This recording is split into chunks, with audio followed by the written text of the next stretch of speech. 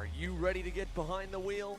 From Formula One to NASCAR and IndyCar, all the pros start here.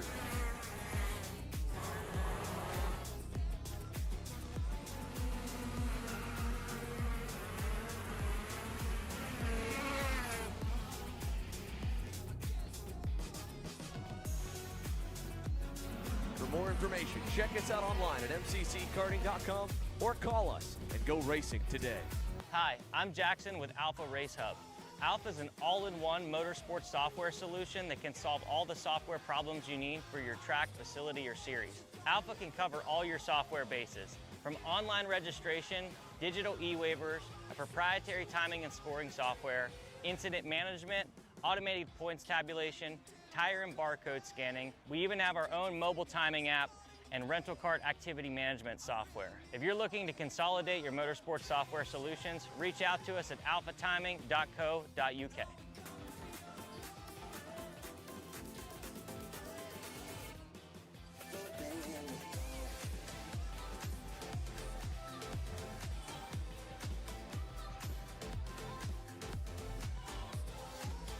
Are you looking to take the next step in your racing journey? Well, look no further than PitFit. With 2 locations in Charlotte, North Carolina and Indianapolis, Indiana, PitFit trains drivers all the way from grassroots level karting to Indy Kart and NASCAR, with top-of-the-line personalized coaching to improve physical and cognitive fitness. For more information on programs, check out PitFit on Instagram or Facebook today.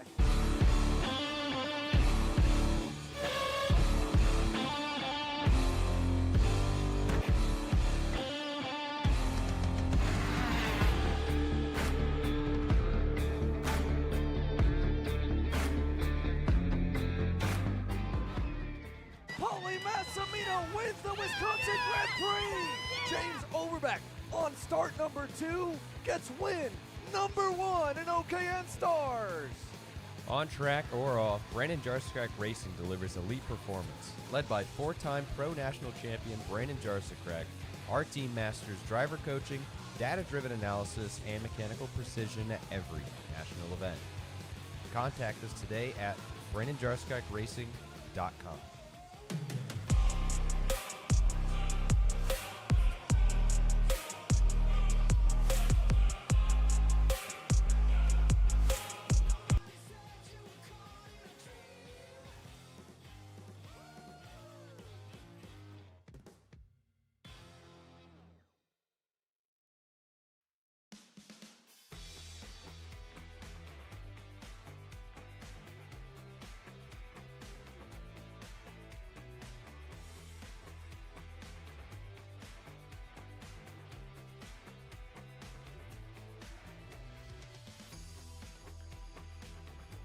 They work their way out onto the circuit. That's Bo Laser, who's one of our competitors we've been watching as warm-up is beginning. It is time to turn them loose. James Fox, Diesel Maxwell, Patrick McNeely are on the front row here today with 3 karts as we wait to see where the rest of the field is.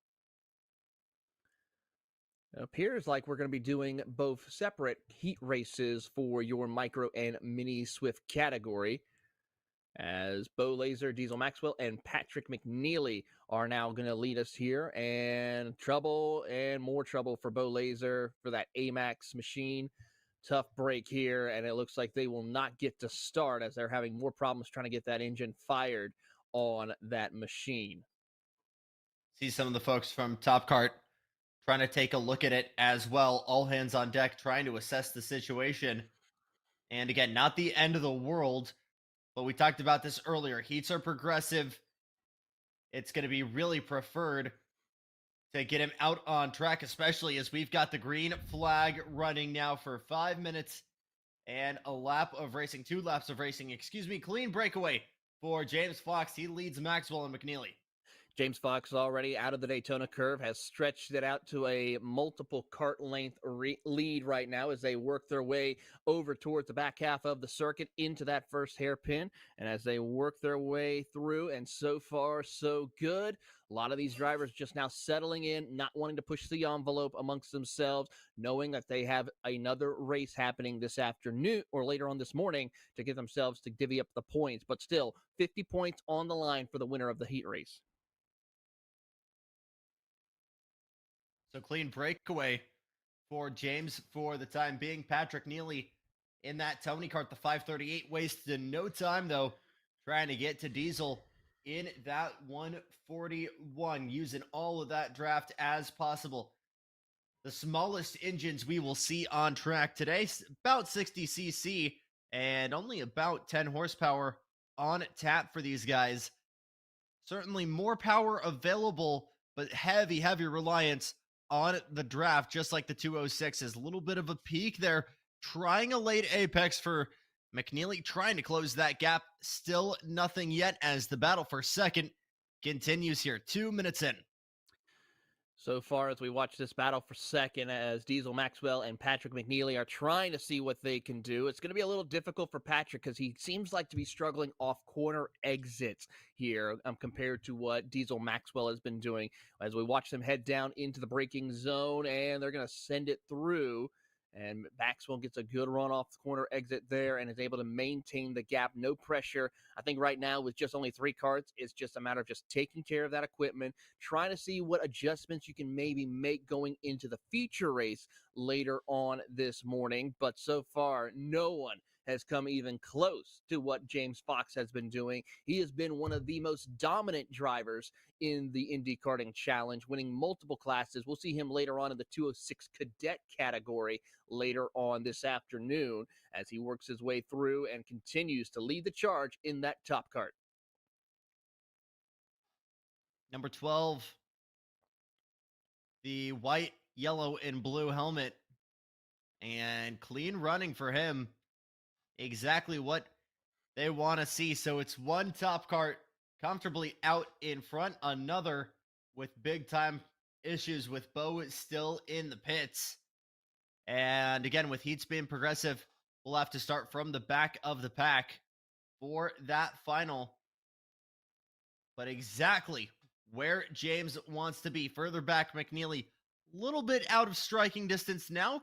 Still plenty of time to try and get that move done. But last lap, the best for Diesel, a 41.845, about a tenth and a half faster than Patrick. Patrick's doing everything that he can to close that gap, but I think it's going to be safe to say he is not going to unless Maxwell makes a mistake in these closing minute. So he's got a little bit of time to try to work, about a minute plus 2 laps to go. So I'd say right around 4 laps here left to go overall in this race. Fox is just out for a Saturday morning drive here around Indy at Whiteland as he works his way towards the back straightaway. I mean, he's in his own zip code. He's probably down over in Newcastle by how far of a gap he has in this heat race. Good running for James Fox, IKC regular, and just popped out. I want to say ran in these chassis for Indy Karting Challenge as well. Do not believe he made the grand final, but remember some really, really strong pace from him. It was a very, very tough weekend for a lot of these guys. We talk about the chaos that can often result for having 60 or so karts out on track at Newcastle, and I believe James being one of the victims in one of those incidents. So still some very, very strong paces. You can see getting to deploy that again 1 weekend later. 7.5 seconds now over Diesel, Maxwell, and McNeely. They'll battle to the checkered flag. Here they come now, 2 laps to go for your competitors as James Fox continues to set fast lap of the race here, setting a new track record, 40.799, as he lets lead the charge. 2 laps to go. Maxwell trying to hold off McNeely. McNeely's kind of just plateaued. He's not really making any major gains because both of them are running similar lap times. It'll be kind of a mix of just a few hundredths of a second separating the 2 of them. So it's not major gains that we're seeing from Maxwell or McNeely as far as who will get that second spot as they come around towards the back half of the circuit, snaking their way through as James Fox comes around to take the white flag one more time around for him in heat racing action. Tell you what, though, McNeely starting to close that gap again. Half a second between that 141 and the 538. They just come into view here as they work their way into the first left-handed hairpin. And just there, you see James Fox coming into view in that top kart in a completely different zip code. And we talk about how satisfying it is to have everything dialed in, knowing after warm-up, after qualifying, you've got a solid kart, you've got everything figured out. This is a breath of fresh air for James Fox. He'll take the checkered flag to take heat 1 for the micros. And here they come. Maxwell and McNeely are coming across the line, and the gap is right there. Maxwell will beat McNeely by just about a second. So right there, Maxwell was able to find that little extra to pull further away. And we'll see how that goes when we go racing for 10 minutes plus 2 laps. So we'll double it up and get ourselves ready for action as we get set for the mini Swift category next on the docket for their heat race. A little bit more action-packed, I have to say, for the mini Swift category, as we'll have Just right about 6 drivers competing in the Mini Swift category with Martinez, Simonelli, Hendrickson, Berger, and company. So split classes here as we'll get ready to turn them loose. And we'll get to that here in just a couple of moments. Here from the oldest kart track in America. Stay with us.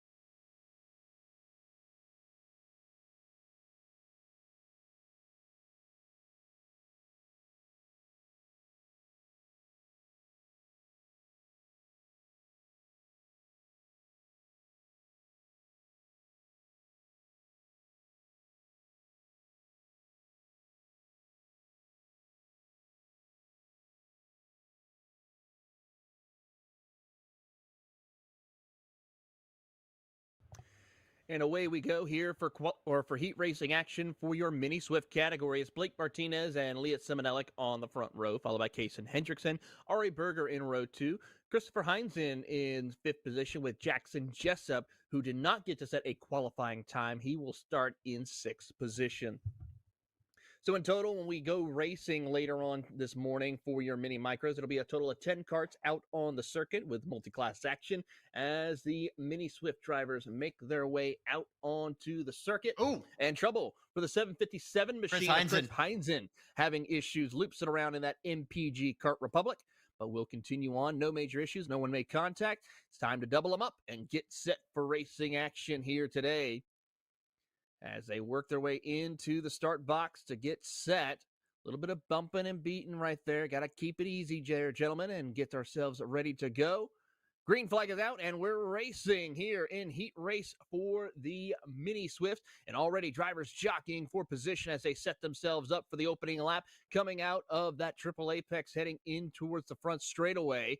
And already Martinez leading the charge in the Fernando Alonso kart, heading down into turn 1 through the S's. Everyone's single file, but watch out because here comes Leot Simonelli with a head of steam. He wants to try and challenge for the race lead. Good move there from Kason Hendrickson at the start, putting the bumper to the inside of Ari Berger to get on the podium early on. But again, with all eyes on that FA kart of Blake Martinez, we'll see what Light Simonelli can do in that green helmet in the 187 plate to try and close that gap. Hendrickson immediately pedaling, trying to close that gap and join the conversation as well. Chris Heinzen able to get back in the mix, albeit just a little bit off the pace. He has successfully reached the back of the pack, though. You just saw him there in the 757. So despite that drama at the start, he is very much in the mix. Very much so, as the field works their way over up through Daytona, down the back straightaway. Martinez has about a 0.3 of a second advantage over Simonelli. Hendrickson comfortably in 3rd.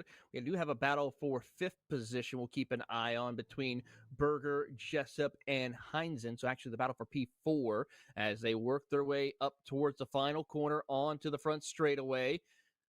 Hendrickson trying to keep pace, but is losing more and more touch to your top 2 who are working together to try to separate themselves from the rest of the competition as they come across the line.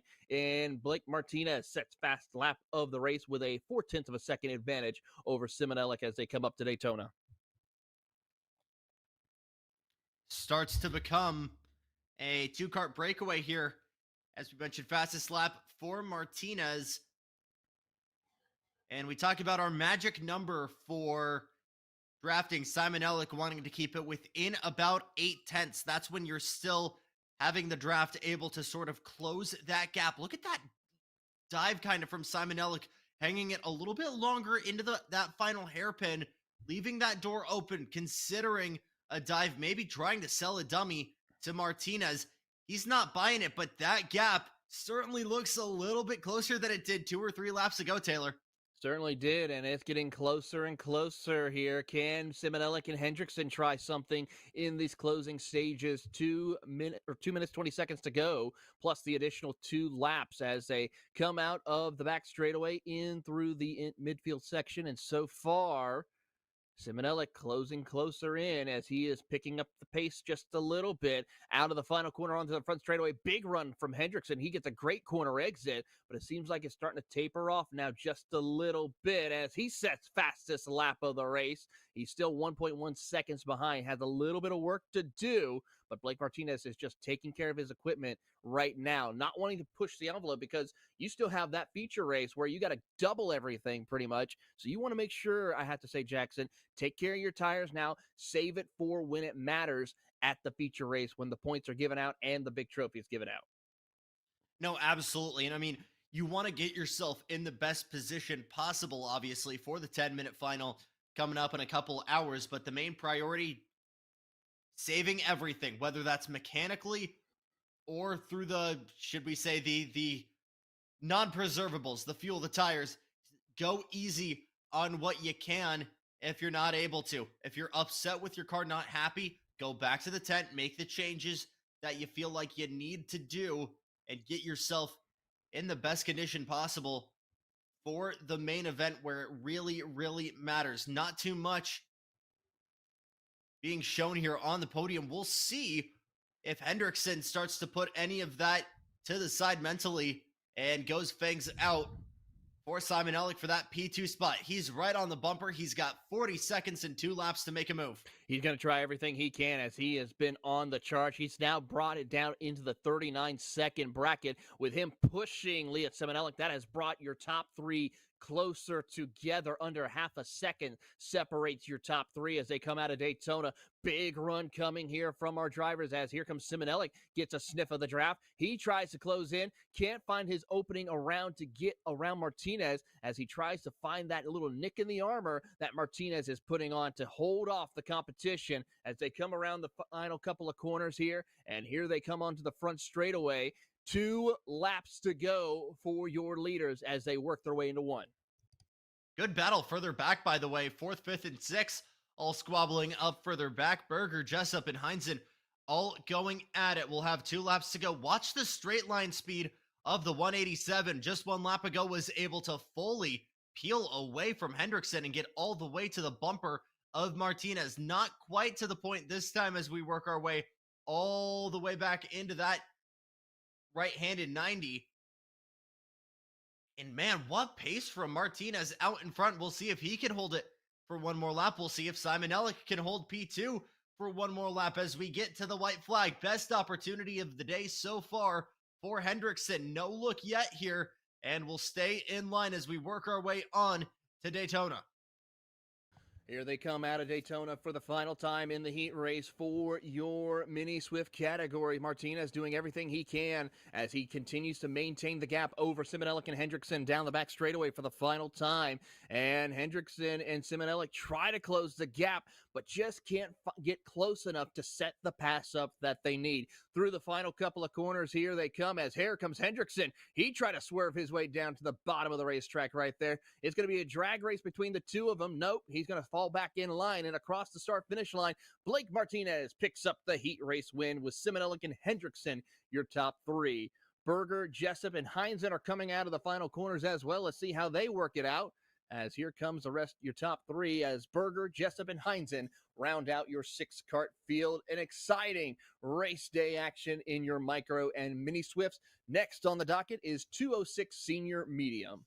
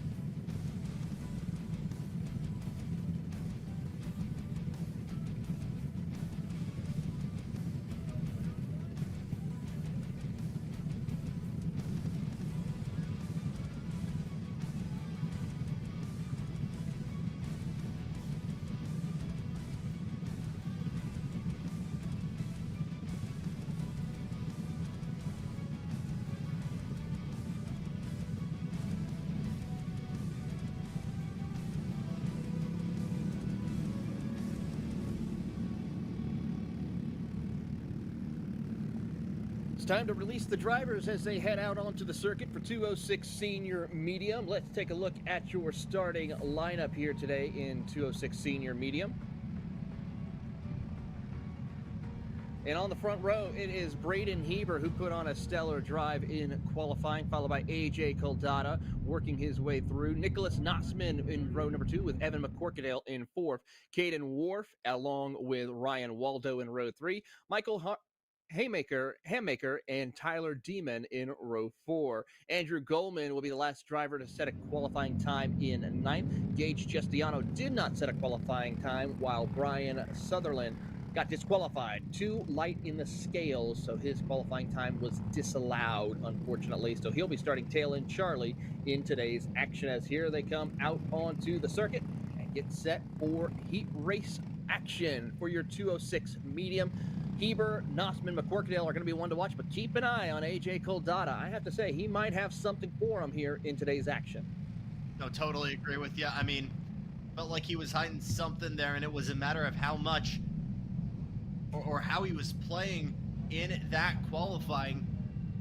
And we'll have to start on the outside of row 1. We've seen so much of advantage in this inside row into the hairpin. What can he do to hang on? Great start from Haber. Will immediately close the door. Here comes Cordata with a big dive. Will immediately get to the point. Notzman further behind tries to have a peek to make it 2 spots dropped for Haber. Here he comes again, though, with a lunge to the inside. Already 2 lead changes up front. We haven't even gotten to the stripe for the first time, but Heber in that 8 machine will just beat out Coldata as we work our way onto Daytona for the first time. Back and forth we go already in the 206 medium heat.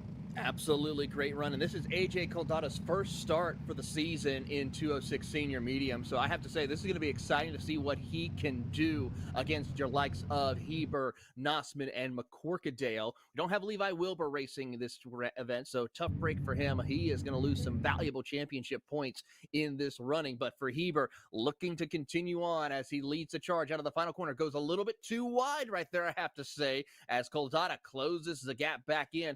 Nossman following in hot pursuit as they come into 1. Sutherland further back, way off pace there in that 309. Might be some issues with his Briggs power plant. We'll see what he can do to get that figured out. A little bit of breathing room for Heber as now Coldata tries to close that gap.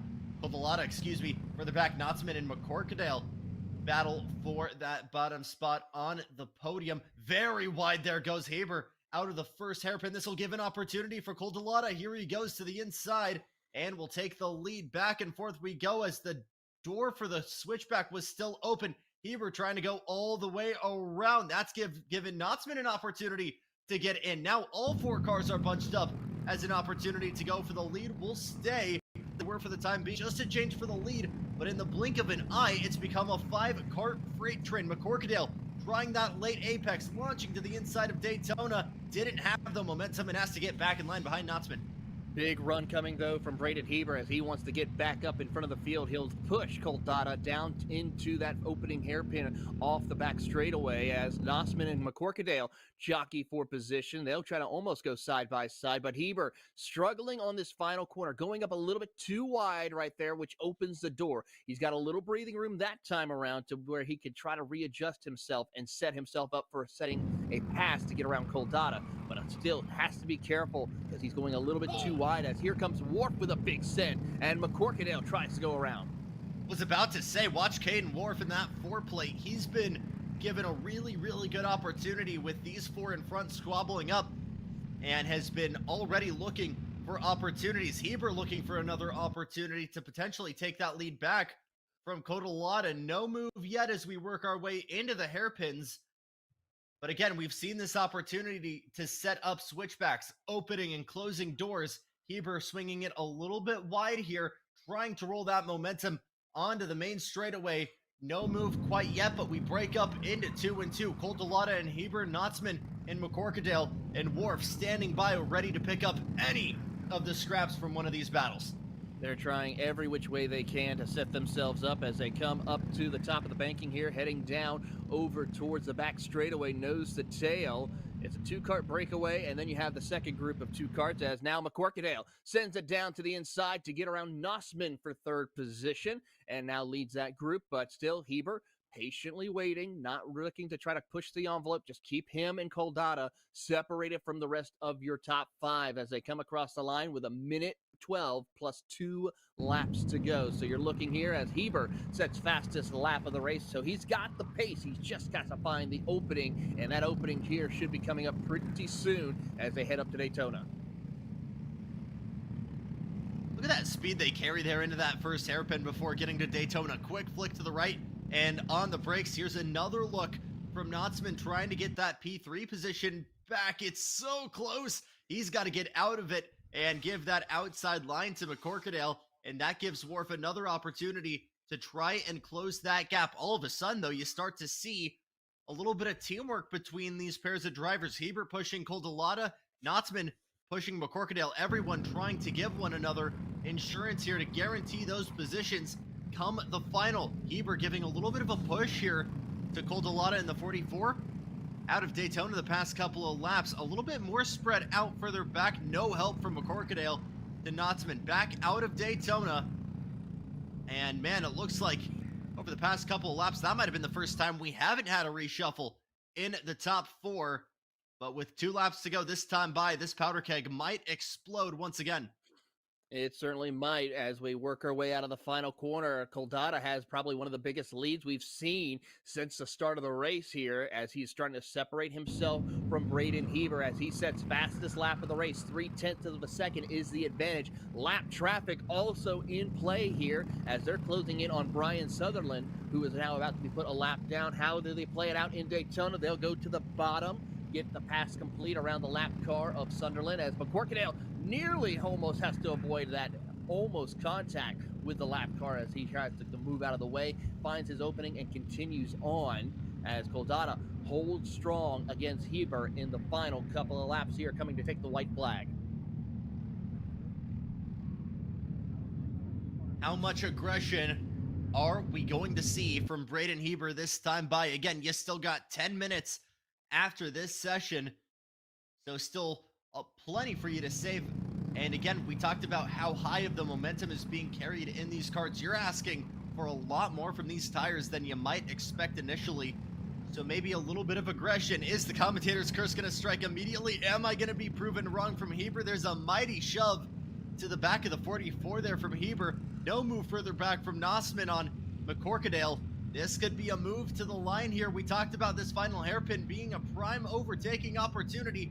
No move yet, and it'll be a drag race to the line as Heber will push Coldalata all the way to the line for the Heat 1 win.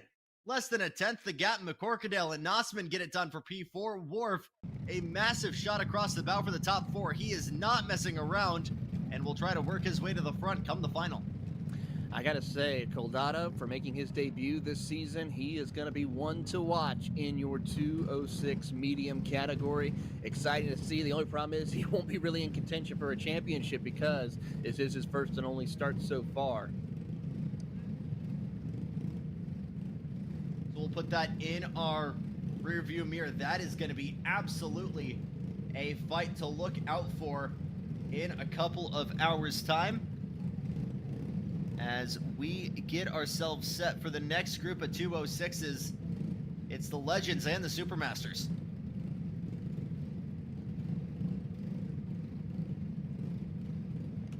.206 juniors now heading out onto the track. Let's go ahead and give you your starting lineup here as we have a total of 12 karts out on the track. It's going to be Jordan Latham on the pole position after what happened to Lucen Laser being disqualified. So a tough break there in the action. So it's going to be Jordan Latham on the pole with Parker Dunn in second place. Evan Patton and Maxon Cleve will be in row 2 with Nico Santos and Emmett King in row 3. Nolan Wade and Maximus Stewart will be in row 4 with Blake Bachma and Max Roter in row number 5. Gio Nelson will be the last car to set time with Gabriel Payne not able to set a qualifying time. And then, of course, Lucen Laser has quite a bit of work to do. 5 minutes to try to get further up the running order. So we know that pace is there for Major Laser. And again, we've seen him do these exact kind of comeback drives from the tail end of the field in these 206 machinery, excuse me. But again, with only 5 minutes and still plenty of time for the final, how aggressive is he going to be now? Is he going to try and go all out now and try and put himself in a prime position? Or is he going to maybe conserve a little bit here and settle for maybe back of the pack or mid pack for the final? I feel like it's going to be the former here, Taylor. I'd have to agree with you on that as well. So I'm curious to see how it all plays out amongst them as they head up double file, set to go racing here in your 206 juniors. But I gotta say, it's gonna be interesting what Lucien Laser can do starting in 11th right now. So he's got 2 karts already he get past, but he's still got quite a bit of work to do. He could possibly, as they make their way into the start box, there you see Blake Okma and company also further back into the start tram line. Do we get a green flag? Yes, we do. Green is out, and away we go. And already, Latham and Dunn go nose to tail as they snake their way through the first couple of corners, heading on to the front straightaway, and the 112. Latham leads the charge with Parker Dunn hot on his heels.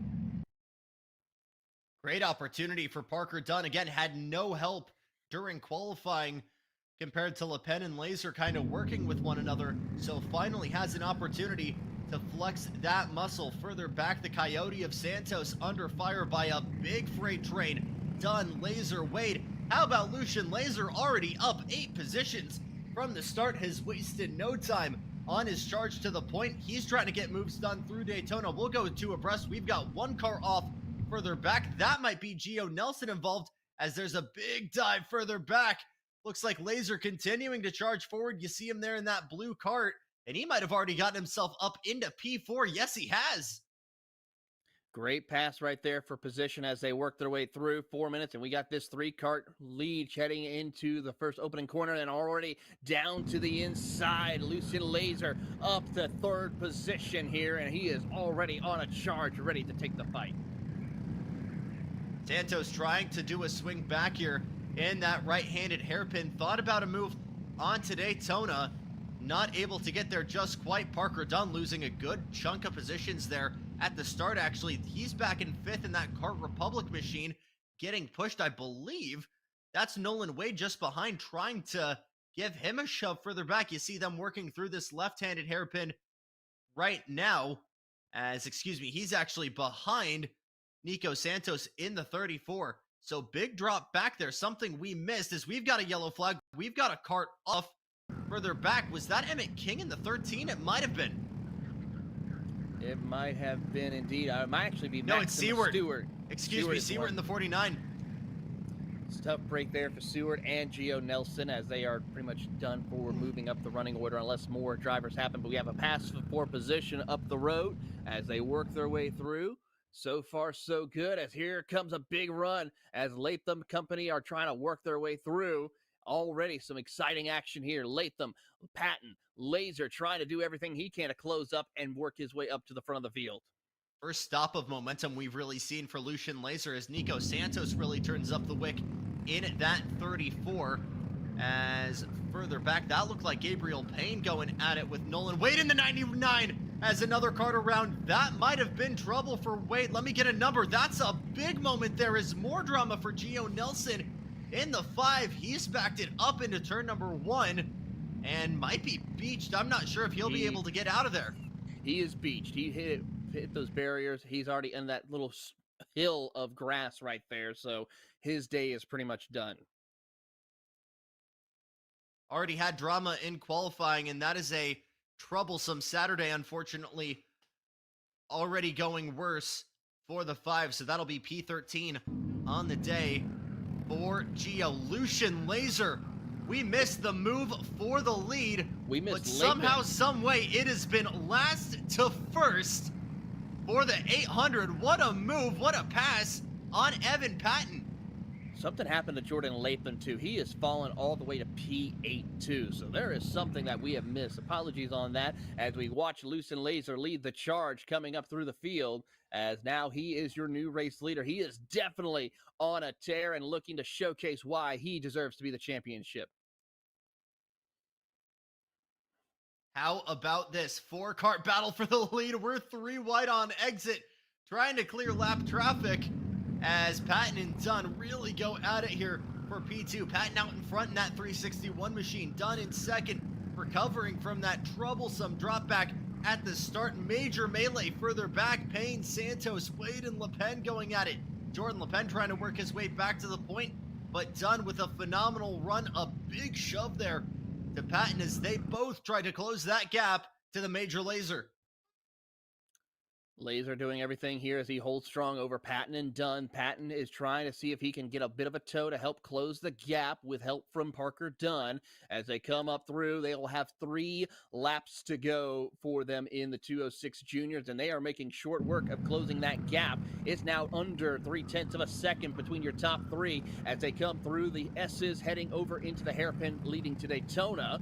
And could we see a amazing pass coming out here with ahead of Slingshot Engage out of Daytona. Right now, Laser has pulled away, but here comes Dunn to give Patton a little bit of a push heading down into the braking zone. So far, not close enough to try anything, but they're doing everything they can to find that opening as they now get 2 laps to go this time by. Patton now equidistant from Laser to Dunn, and we've got ourselves a 3-car battle for the main event pole position. A phenomenal drive, up 12 positions for Lucian Laser. What can Patton do? Can he work his way up from 3rd to 1st? Parker Dunn trying to recover from that P2 spot. Fell back significantly, but has had a really, really good comeback in this second half to get himself into the mix. He'll need to give a big shove here to Evan Patton to try and close that gap. The straight line speed of Laser has been unstoppable in that 800. Is there going to be any way anyone can topple the 800 here? We'll get the white flag this time by.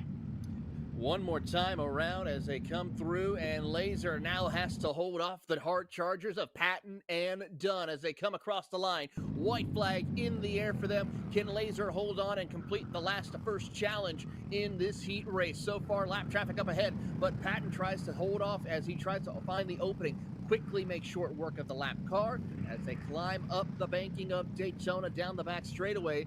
What does Patton decide to do? Laser goes defensive on the bottom, but here comes Patton around the outside, side by side for the race lead, and Patton with a beautiful move makes the pass complete as they snake their way through the final couple of corners. What does Laser do? Does he find the opening? But here comes Dunn to the inside, and he will try to cross him over. Drag race for second, but for Evan Patton, he is able to find his opening, time it, and make it work as he will win in the heat race for 206 juniors. Laser, he tried to do the last to first challenge, but made that small mistake of throwing it block on the inside, knew he was in trouble with that draft slingshot happening, and he will come home second with Dunn rounding out your top 3.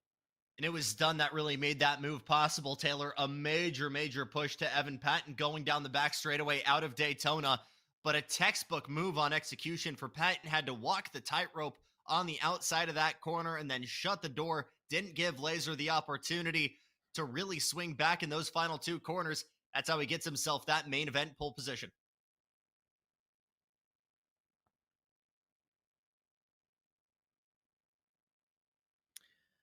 Field now is set to go, and already exciting racing action. 2 more heat races left to go as we have the Supermasters and Legends next here with their heat race, and then the KA Seniors and KA Masters as Gio Nelson comes across the line to finish up the field. We'll go quiet here for a few moments as we get set for our next heat race of 206 Masters and Legends next on Kart Chaser.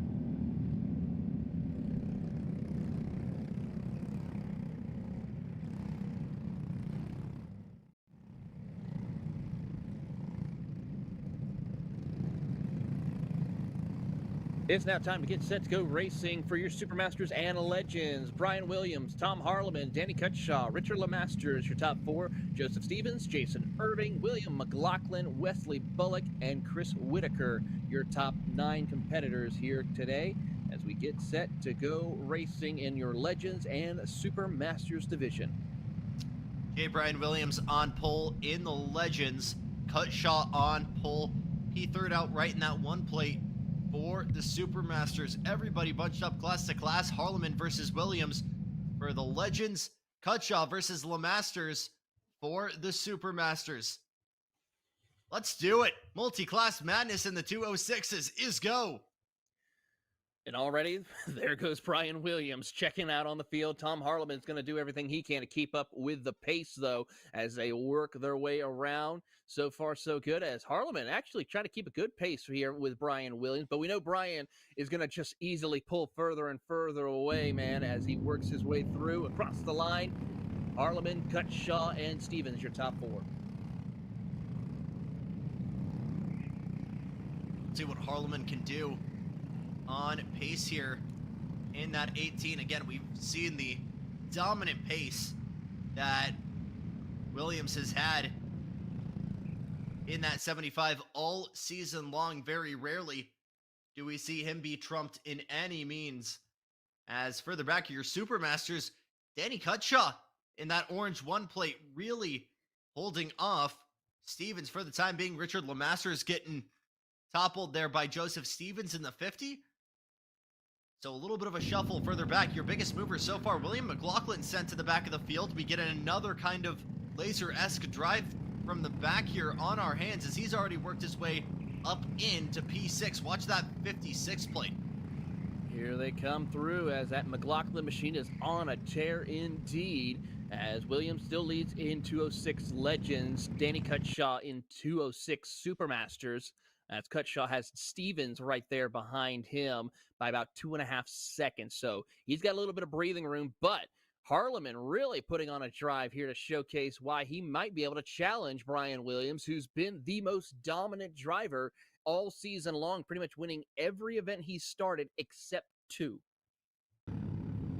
I mean, when your last name is LeMasters, you better pray you better be one of the best masters. Here comes Willie Mack with another big move into turn number 1. That might have been a done deal, actually. It's hard to tell with both of them being the top cards. Didn't get it done in turn 1. Second time's the charm there as he gets it in the hairpin running up to Daytona. But further back, no pressure for J. Brian Williams. Tom Harleman, though, starting to turn up the wick. Got the fastest lap last time by a 49.924. And is still certainly within drafting range. Half a second, the gap now. Half a second indeed, and closing with 2.5 minutes as they come through the corner right now. Cutshaw still holds on in Supermasters by about 3 seconds. McLaughlin is trying to do everything he can to work his way further up the running order, but he is starting to run out of time right now as they come across the line. Williams still holds on 0.7 of a second as here comes Cutshaw and company, as McLaughlin gets around Richard LeMasters for the 5th spot overall, putting him 3rd in the Supermasters category. Masters continuing to drop back for the time being.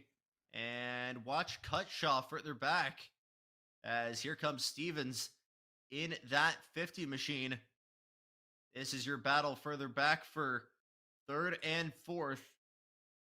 Trying to see if that's a mix for the podium. That is the battle for your Supermasters lead. Again, Stevens keeping Cutshaw at bay for the majority of this. Even if there's no move, Stevens exactly where he wants to be, turning this into a study session for the final, learning your break points, learning where you can go. But I'll tell you what, if McLaughlin is able to keep this pace going, everybody's going to have a really, really good opportunity to learn from one of the fastest 206 guys out here. More great momentum from McLaughlin out of Daytona. He'll clear Stevens here by the end of the corner. He's got P5. He certainly does, as we watch them work their way through here with 1 minute plus 2 laps to go across the line. And still Williams holding strong, and it's now he's pretty much out for a Saturday drive right now as Harleman has lost touch with him. Danny Cutshaw comes across the line He has a 2.4-second advantage over William McLaughlin. So he's got some room, and with about 3 laps left to go, he might be able to hold strong and maintain the gap. Right now, looking at the times, McLaughlin is a second faster than Danny Cutshaw. So he could make up that time, but the thing is he's got to keep it consistent and continues to drop down that lap time each for these last 3 laps as they work their way through. And keep an eye on McLaughlin as here comes Williams and Harleman coming through the final couple of corners here with 20 seconds plus 2 laps to go. 3 here overall for your race leader. Across the lines they will go. As the gap between Cutshaw and McLaughlin is now down to 1.9 seconds between the two of them. So it is really starting to kick in the afterburners for the driver of William McLaughlin to try and get the Supermasters overall win here as he looks to try to get on the podium overall in 3rd. Finally reached his competition in the form of McLaughlin, and Cutshaw, big moment further back. That might be the 26 of Bullock, another car around. That's Whitaker. That is a major, major shunt. I want to say that's Bullock in the 26. It's hard to tell from this angle. That might be Stevens actually in the 50. That was a major shunt though. For that red cart, we'll have to hope they're okay. He's stuck on the curving right there. Appears to be, yeah, because he's able to get that going again. Big moment there though for Stevens.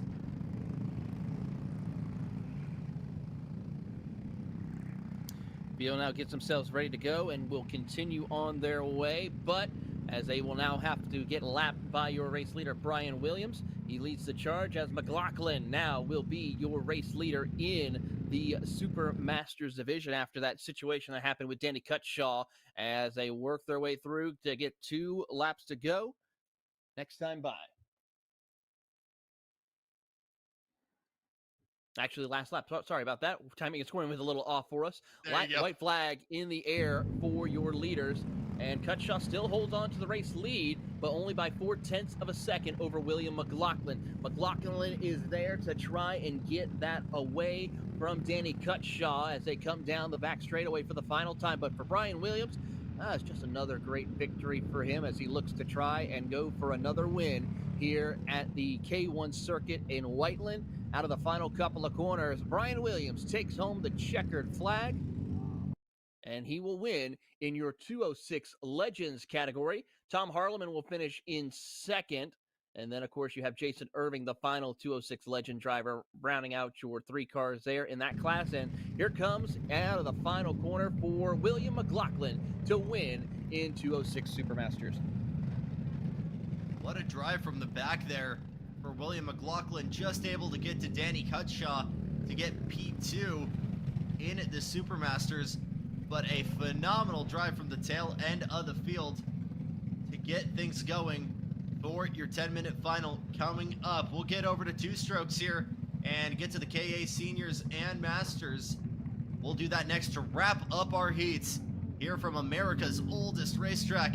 It's round 10 of the Indy Karting Challenge here from Whiteland.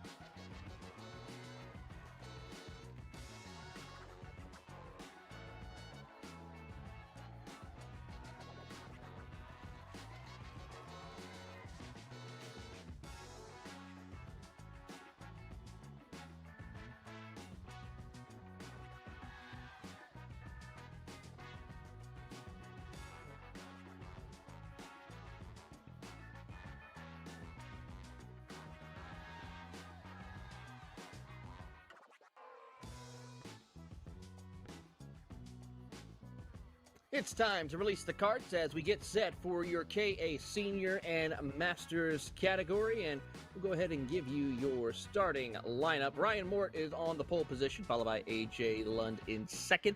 Adam Maxwell and Lane Gibbs are in row 2, with Raider Santos and Macy Galen in row 3. Colin Flynn and Joshua Nelson round out your kart field for today's qualifying action, and we get set for their heat race before we get set for feature racing action later on here after we conclude today's action in the KA Senior heat race. That might have been a poor camera angle, and that was exaggerated, but that looked like a really big send there from AJ Lund in the 43, trying to warm up the tires. Looks like he was full opposite lock, trying to keep that thing from going around in the second hairpin, but is able to gather it back up, get to the outside of row number 1, and help lead this 7-kart KA field to a 5-minute heat. You look further back, you still got some great drivers. Adam Maxwell, Raider Santos, what can they do from the middle of the pack? Let's find out. Let's let them loose for the KA Seniors and the Masters. Here they go down into the opening couple of corners on this opening lap as they come their way through, and Mort already dropping back. Lund takes over the race lead as they head down the front straightaway to kick off racing action in your KA Seniors. Mort dropping back to at least third now as Santos moves up to P2. Maxwell, Flynn, and Galen rounding out the rest of your top 6 as Nelson also sitting shotgun in the field. To use a Justin Princeism, the diamond line there from Morton, the 812, trying to get a move, and that plant and launch is going to do numbers against Ryder Santos there at the line, is just able to get him on the inside. They'll trade back and forth, and that will give everybody further back an opportunity to move forward. Here comes Maxwell in the 941 trying to get it. He might get 2 positions on the exit, but all of this, Taylor, means AJ Lund already has a healthy 1.3 second lead, just a minute and a lap in. Already he is AJ Lund, who has been one of the top drivers in KA Senior categories this season in the Indy Karting Challenge, putting on a stellar drive as he continues to pull away from Ryan Mort. Maxwell also trying to put some pressure as those two try to work together, as here comes Maxwell looking to the inside, thought better of it, stays in line to keep up with Mort as they battle for 4th position between Santos, Flynn, and Galen. Biggest mover so far, Colin Flynn up 2 positions. Josh Nelson up 1 as well. AJ Lund winning that whole shot, taking the lead from Ryan Mort as he's been thrown to the wolves so far. Adam Maxwell holds on to P3. He's looking for P2 though, tucked into the back of that 812's rear bumper. You see Maxwell just there in that pink and blue bumper as he tries to get to work from P3. Now we kind of start to see this group dilute as at the front of the field, Mort and Maxwell start to go at it. Santos, Flynn, and Galen starting to spread out just a little bit further back. Here comes a pass to the inside as Maxwell takes the spot away from Mort. Beautiful pass for second place in that Lando Norris kart, as the MPG Kart Republic now will slot back into third as they have quite a bit of work to do to try to catch up to AJ Lund, but I might be too little too late as those two with the battling cause a lot of positioning and time to your race leader. Maxwell now holding on to second. Santos and Flynn are the next group as they are starting to lose touch with your top 3. So the golden question now, what's the playbook between Maxwell and Mort? Is it work together and kind of put your heads down to try and close that gap to Lund, maybe try and take that pole position for the heat later today, for the main later today? Or do you kind of count your losses, think maybe a 1.5 seconds is too big of a gap to surmount, and just go at it for P2? Maxwell has clearly shown that aggression. He's taken the lead. But again, this is a less teamwork dependent group compared to the 206s, and Mel putting in the fastest lap was 0.3 quicker than Maxwell the last go around. He's still finding consistent pace right now on Lund. With a couple of laps, he might be able to actually get to the 43. He certainly may try to if he gets a little bit more help from Ryan Mort in these closing minutes. And as they work their way down the back straightaway, Mort gives a little bit of a help with that push in the draft to help Maxwell close the gap further. He did set fastest lap of the race as we're watching him close further in. I gotta say, Maxwell may have something up his sleeve for AJ Lund. Big time gain out of the final corner as they head down the front straightaway with a minute plus 2 laps to go across the line. And Ryan Mort sets fastest lap of the race, and from a second to now 0.4 of a second separates your top two. As these two drivers we're seeing here battle it out, Maxwell definitely going to showcase why he might have a shot at this heat race win. Such a difficult opening handful of corners here, but Mort doing a phenomenal job carrying that momentum. And there's been no pushing involved, but just following in the tracks of that 941 has gotten him the fastest lap of the day so far and has dragged all three of these cars into a mix for the win. It's great momentum from Maxwell. He's gotten all the way to the bumper of the 43, and it is gloves off for this Heat 1 win. Great exit there from the 43.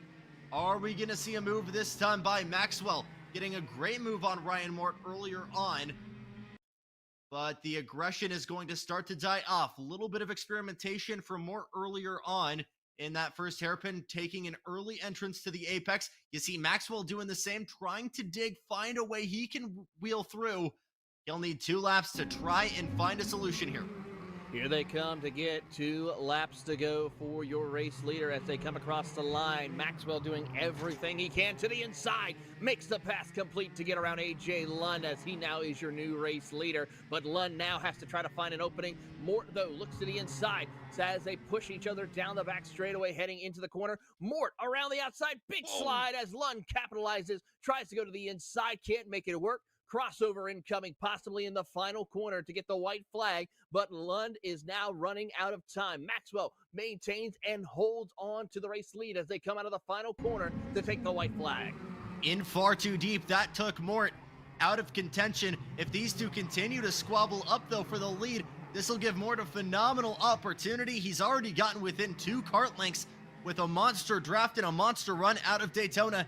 He's got a chance. This is not the kind of run Lund wanted to have, was hoping to be far closer working through the Daytonas, but he's gotten there. Are we going to see a look this time by? We saw so much experimentation in lines earlier on. There won't be a look this time by. What a drive to the front from Adam Maxwell from P3. He's gunned Ryan Mort. He's outgunned AJ Lund. He's your Heat 1 winner, and he'll get things started from the front for the final in a couple hours. Absolutely an incredible drive for Adam Maxwell, London Mort, Santos top 4, Mason Galen, Colin Flynn, and then Joshua Nelson round out your 7-kart field. With that, we're going to step aside, take a few minutes of a break, about 10 minutes or so, and then it is time to go racing for finals for mini and micro Swifts, and we will get set here next on Kart Chaser.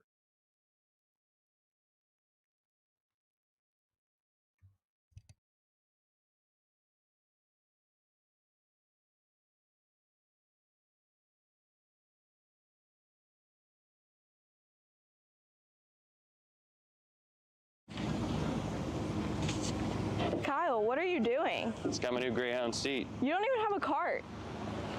Doesn't matter. I have a Greyhound. Who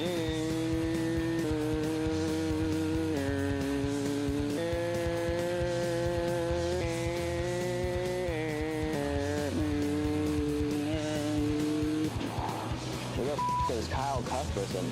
Doesn't even have a go-kart. Doesn't matter.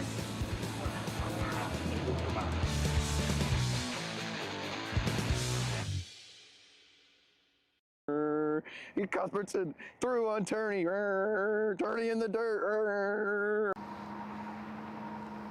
Cat food marketing. $9.99 a month. Dude, Caleb, wake up. Dude, we're live in 5 minutes. Let's go. Come on. What are you doing? Dude, I'm so sorry. Xander had me in a cat food marketing meeting till like 2 a.m. last night. Come on, man. Do you have anything I can drink?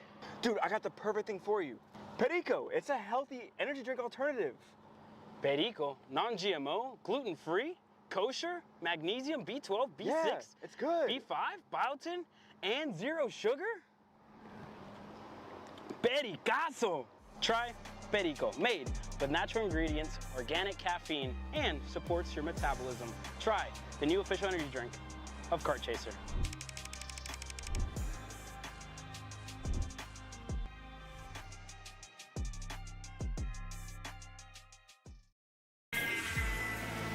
Florida Kart Racers, you asked for it and we're going to bring it. Introducing Florida Karting Championship, FLKC, a brand new racing series coming to Florida in 2026. Paulie Massimino wins in KA. Paulie Massimino is a winner in OKN Stars. Take your driving to the next level with one-on-one coaching from 2024 OKN Stars champion, Paulie Massimino. Kart rental options are available if you'd like to keep yours at home, and drivers in all classes are welcome, from Briggs 206 to Mini to K100 and X30. With in-depth data analysis, onboard video footage review, and lead-follow on-track sessions, each private coaching session will see you end as a more complete driver than when you started. Book your coaching session now.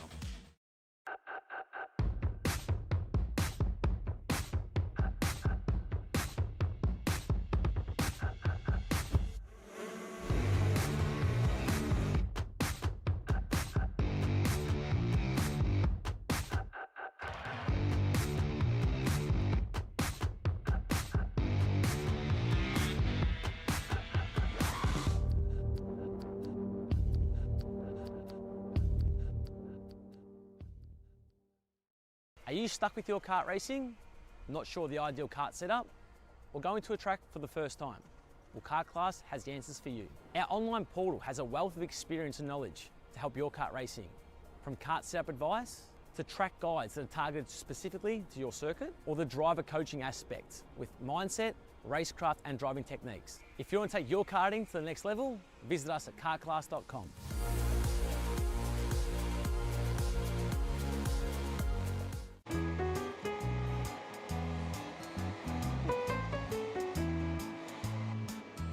Gee, looks like we're missing the engine. What the hell am I supposed to tag?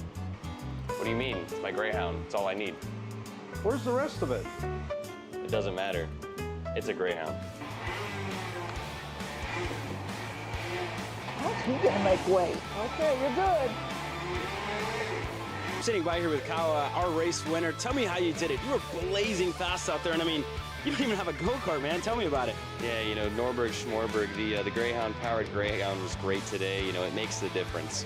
And the team's been working really hard back at the shop, and, you know, just shout out Greyhound.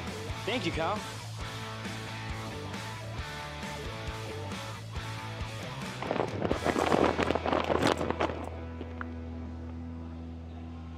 How the f did you just win? Doesn't matter. It's a Greyhound. The K1 Circuit Semi-Pro League. This is a competitive race series with 2 classes.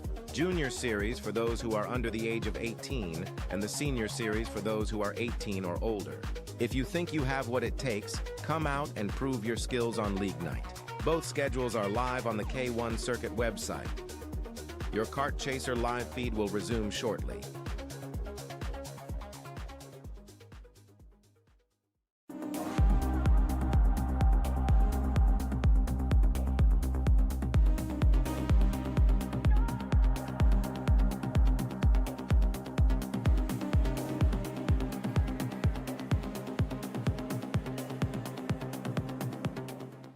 You know, I'm really starting to like this go-karting thing. Yeah, me too. Oh my gosh, can I show you this cute dress I just got? Yes, of course. Oh my goodness, it's so cute. I just love shopping. I love shopping too. Oh my god. Wait, did you guys say you like shopping? Of course. Well, dude, I have the perfect place to do that at. ShopPayCara.com. At ShopPayCara.com, you can get free shipping on orders $200 or more. You can get anything you want, like MXC rims, gloves, rib vests, shoes, anything that you need, all at ShopPayCara.com.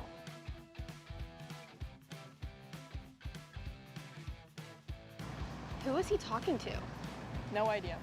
But we're gonna have to check it out. Sounds like a great deal. Sure does.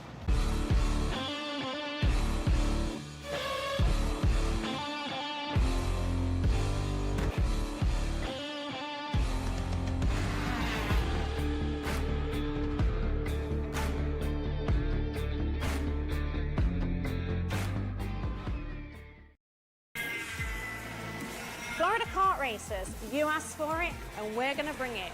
Introducing Florida Karting Championship, FLKC, a brand new racing series coming to Florida in 2026.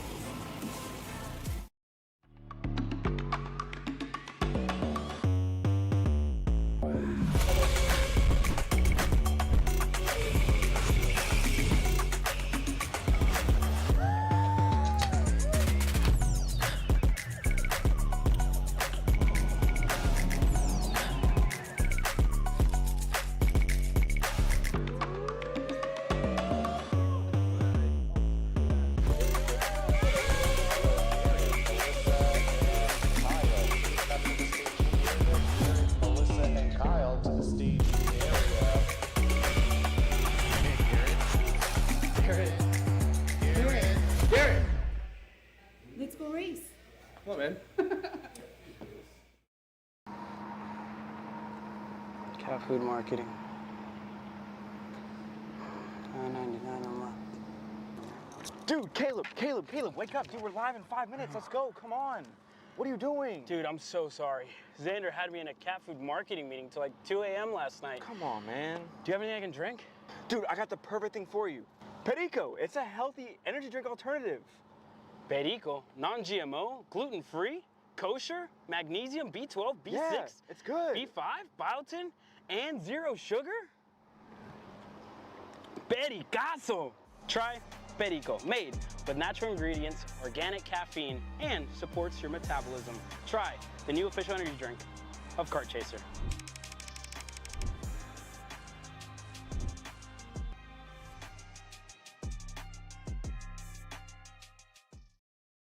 This is Henry. Henry feels sad. Henry feels sad because it's time for his next big race and his go-kart is in bits. Henry doesn't know that Acceleration Kart Racing is the United States' #1 shop for all of your karting equipment needs. Henry also doesn't know that Acceleration Kart Racing can deliver anything from tires to race suits and even wheels directly to your front door or to the racetrack itself quickly and efficiently, with tech support available 6 days a week. Poor Henry doesn't even know that Acceleration Kart Racing offers free shipping to mainland USA on selected product if you spend $200 or more. Do yourself a favor. Go to accelerationkarting.com and make sure that you are never left stuck on the pre-grid with Henry. Be smart and don't be like Henry. The K1 Circuit Semi-Pro League. This is a competitive race series with 2 classes. Junior Series for those who are under the age of 18, and the Senior Series for those who are 18 or older. If you think you have what it takes, come out and prove your skills on League Night. Both schedules are live on the K1 Circuit website. Your Kart Chaser live feed will resume shortly.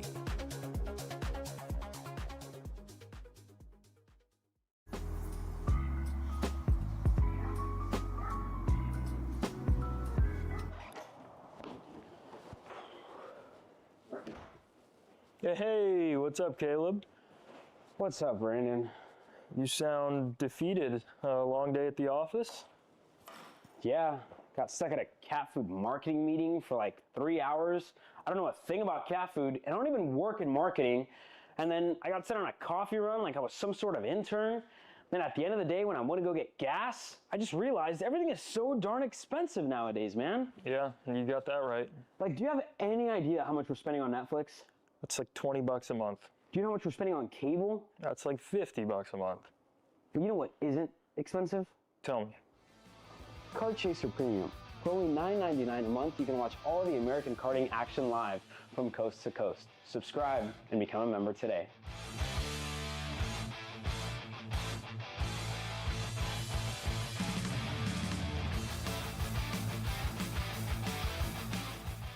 Are you ready to get behind the wheel?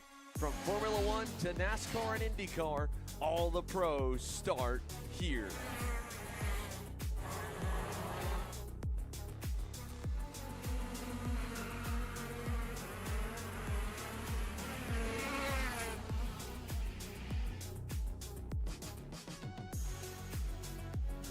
For more information, check us out online at mcckarting.com or call us and go racing today. Hi, I'm Jackson with Alpha Race Hub. Alpha is an all-in-one motorsports software solution that can solve all the software problems you need for your track, facility, or series. Alpha can cover all your software bases, from online registration, digital e-waivers, a proprietary timing and scoring software, incident management, automated points tabulation, tire and barcode scanning. We even have our own mobile timing app and rental kart activity management software. If you're looking to consolidate your motorsports software solutions, reach out to us at alphatiming.co.uk.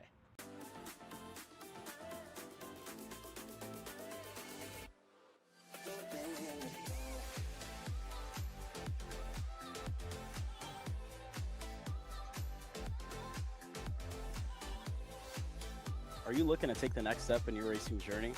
Well, look no further than PitFit. With 2 locations in Charlotte, North Carolina and Indianapolis, Indiana, PitFit trains drivers all the way from grassroots level karting to Indy Kart and NASCAR, with top-of-the-line personalized coaching to improve physical and cognitive fitness. For more information on programs, check out PitFit on Instagram or Facebook today.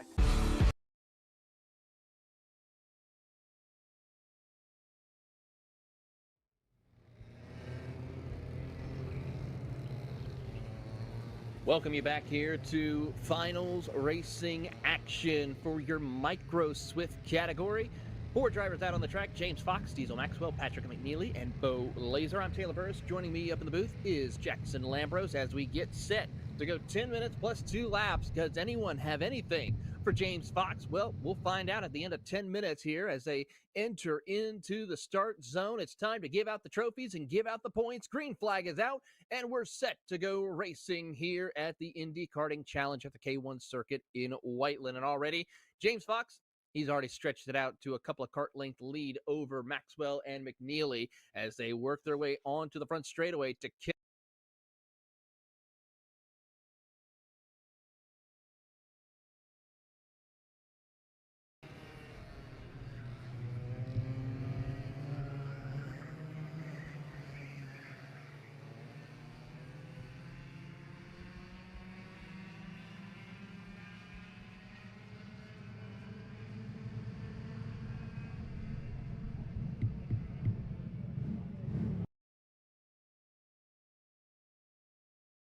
Maxwell.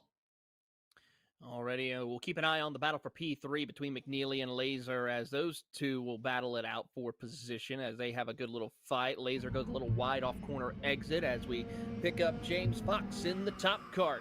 One of the most premier karting groups here at Indy at the K1 circuit in Whiteland. As we know, they're based out of here along with MPG and Kart Republic as they work their way out of the first couple of corners and work their way up to the Daytona, banking McNeely, holding off Laser here as they head down the back straightaway. No major changes, just now settling in. We got quite a bit of racing to go. And for these mini and micro drivers, it's all about learning, preparing yourself, because one day we could possibly see some of these drivers who are racing on the club level work their way up to the national or regional ranks, as the mini and micros are raced regularly in Stars as well as also SCUSA and the United States Pro Kart Series. Was it you correcting me a couple weeks back in saying this is technically Chapter 2 of karting and not Chapter 1? I'm trying to remember. This is kind of like 2.5 if you think about it. Because most of the kid karts, yes, you do have competitions, but a lot of them, trophies aren't necessarily given out. It's not necessarily wheel to wheel. You've got a couple places where that is an exception. Grand Nats, we had a phenomenal wheel to wheel exhibition there, and we were giving out trophies. But I think you look by and large, most of the regional and club level stuff, Kid Kart is mostly just for giving kids a taste of karting, and then we don't do it for realsies until we get kids in cadet chassis. Yeah, when we get the minis, the micros, the 206 cadet categories, that's really that second chapter you're thinking about, where we'll see these young kids working their way through, because 206 cadets, mini and micro, that's what we start seeing on the national scale for a lot of these young superstars who will see work their way up the ranks and hopefully have the chance to compete in either the 206 masked seniors and mediums and light divisions, as well as also the KAs and possibly X30 or shifter cars before they move up into the big cars. And this is actually one of the quote-unquote open divisions we have, as you're able to run pretty much any of the Swift engines available, kind of all of them, whether they're built by IAME, Rock, Tillotson. It's a majority of different manufacturers making a very similar kind of engine, 60cc two-stroke, making about, let's call it 10 horsepower here, which is definitely more than the 206s. Ooh, big wiggle there from, I want to say that's McNeely, who was offline. This is actually your battle for second and third. Maxwell and McNeely going at it. Big bout of understeer there from McNeely going into that first right-handed hairpin. Gathered it back up and kept it out of the wall. That was almost a really big moment there for the 538. Yeah, it's the final step of the podium right there for the battle for P3 as we keep an eye on that. There's James Fox, you see, coming around the corner and leading the charge once again. Has quite a bit of work as he leads the charge here. And for him, it's all about just improving for him, because he is by far putting on a stellar drive lap after lap. And I got to say, he has been one to enjoyably watch all season long, just by his skills and what he's been able to accomplish here in this championship. 4-second lead already, as Maxwell starting to clear McNeely. You look a little bit further back, Bo Laser able to finally get his first move of the day, clearing McNeely for P3. As there is Maxwell working his way out of the hairpin through Daytona, hitting speeds upwards of 40 miles an hour before we get on the binders into that first 90-degree angle. Then our left-right switchback, getting as close to the grass as possible before cutting it. And again, we talk about the importance here. It's not necessarily hitting apexes and shortening those lines, but just carrying as much of that momentum, carrying as much speed as possible, as we're in one of the highest average speed configurations we have on offer here at Whiteland. Yeah, James Fox, of course, raced here back in April for the Route 66 Sprint Series, of course, and didn't have the greatest of runs, still had struggled a little bit, but we'll keep an eye and see what he can do later on. I'm trying to see what his 206 cadet race was last time for him, which was at Newcastle for the Grand Nationals. Started inside the top 20 for the Grand Nationals and finished, looking through, trying to check the timing and scoring for him in the 206 cadet category, which we'll see him racing in later on today.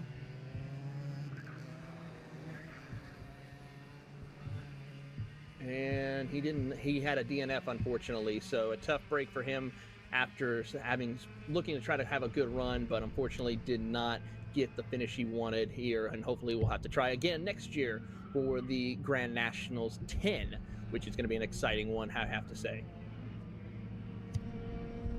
A lot of drama in a lot of those 206 classes. Storybook ending for Cale Zimmerman, and I don't think we'll necessarily touch on the big-time drama we saw in a lot of the junior categories, but for sure some things out driving. And for those on socials, you already know what's happened. But we'll set our sights here on Indy Karting Challenge and the plethora of different events we've got here on Kart Chaser for the remainder of the season. Still 2 more events for Indy Karting Challenge after this. We stay in Indy next weekend as we get ready for the Rotax Grand Nationals back at Newcastle Motorsports Park, as well as the TSRS finale in Dallas. That'll be in about 2 weeks' time as we get set for the big one and get ready to head for Vegas for another edition of the SCUSA Supernats at Las Vegas Motor Speedway, the Indy 500 of karting. Still Fox out in front with a comfortable nearly 9-second lead now over Diesel Maxwell. We've got 2.5 minutes to go here.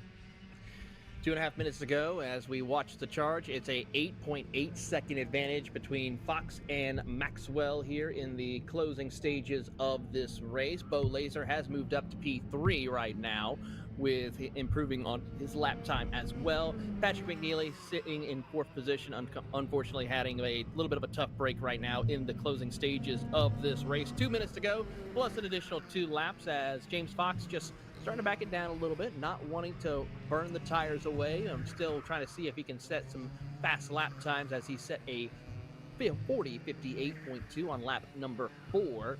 He's only now just about a tenth to 2/10 off the pace of his fastest lap that he set. So still has some great pace out there, and if he needs to, can irk out a little more.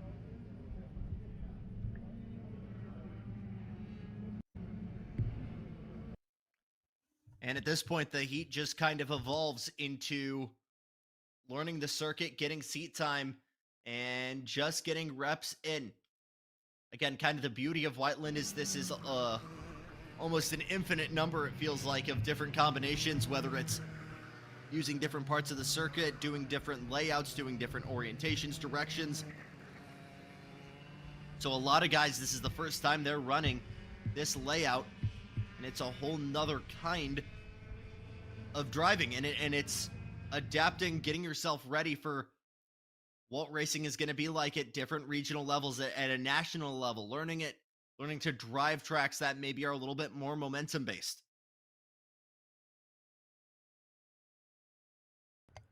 Absolutely, as we watch the clock continue to tick down, 40 seconds to go, plus the additional 2 laps. Fox continues to still hold on. Maxwell, Laser, they're kind of now just settled in as well, as they will not be able to make any gains on each other throughout the rest of this race unless one of them makes a mistake. Same with McNeely, as there you see Fox in the top cart. It's always a staple here up in the Midwest in Indiana, as Top Kart USA by far has put on some incredible drives throughout this year when it comes to racing here at Whiteland or in Newcastle. Of course, another event we got to keep an eye on as well here when it comes to Kart Chasers coverage is also we have some more action at MCC, the Motorsports Country Club of Cincinnati, which we'll see a lot of these drivers who are racing here head over to Ohio to compete, as they're wrapping up their championship in 2025 as well for, if I remember correctly, should be Kartoween, which is always a fun doubleheader event action as they wrap up their season in Ohio, one of the beautiful facilities in North America. Always cool to see drivers dressed up, in some cases, karts dressed up. Did a Kartoween event at Adams Motorsports Park last year. We had someone fully do up their kart in a Kyle Busch M&M's NASCAR scheme. Went away with the grand prize. So always cool to see some guys really, really go all out, and I imagine it'll be the same for them. And then just a plethora of different regional and a handful of national level events. Feels like we haven't been able to get out of this state in the best way possible. We love our kart racing here in Indiana, but almost 3 weekends straight of karting for our network here to wrap up our 2025 season before we head to Vegas. Good chunk at Whiteland, couple at Newcastle. Love our racing out here. White flag for James Fox, getting tight further back as Bo Laser starts to close the gap on Diesel Maxwell. Yeah, the gap is now about 0.6 of a second between the two of them, and can Bo Laser find his way? He needs to get those extra points if he wants to try and challenge Fox for anything, really. I mean, it's pretty much done given that James Fox will be your champion, but checkered flags are in the air for James Fox and Top Kart USA as he collects another victory here at the K1 circuit in Whiteland. Waiting on Diesel Maxwell and Bo Laser as they come across the line. Maxwell should be able to irk out ahead of Bo Laser to take home second place, and across the line he does by just 1/10 of a second to hold him off. And Patrick McNeely rounds out your 4-card field. Congratulations to James Fox for winning in your Micro Swift category. Mini Swifts are next here on Kart Chaser.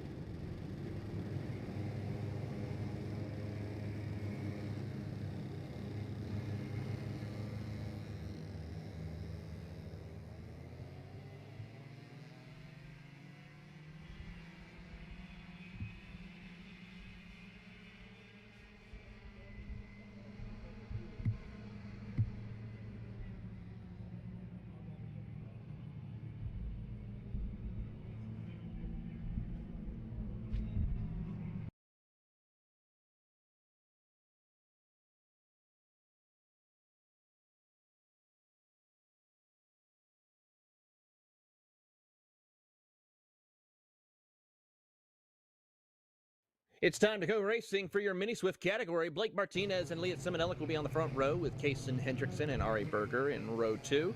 Row 3 will find Jackson Jessup and Christopher Hines in. Your 6 carts set to go racing here today in the Mini Swift category. Martinez and Simonellic had a really good fight in the heat race.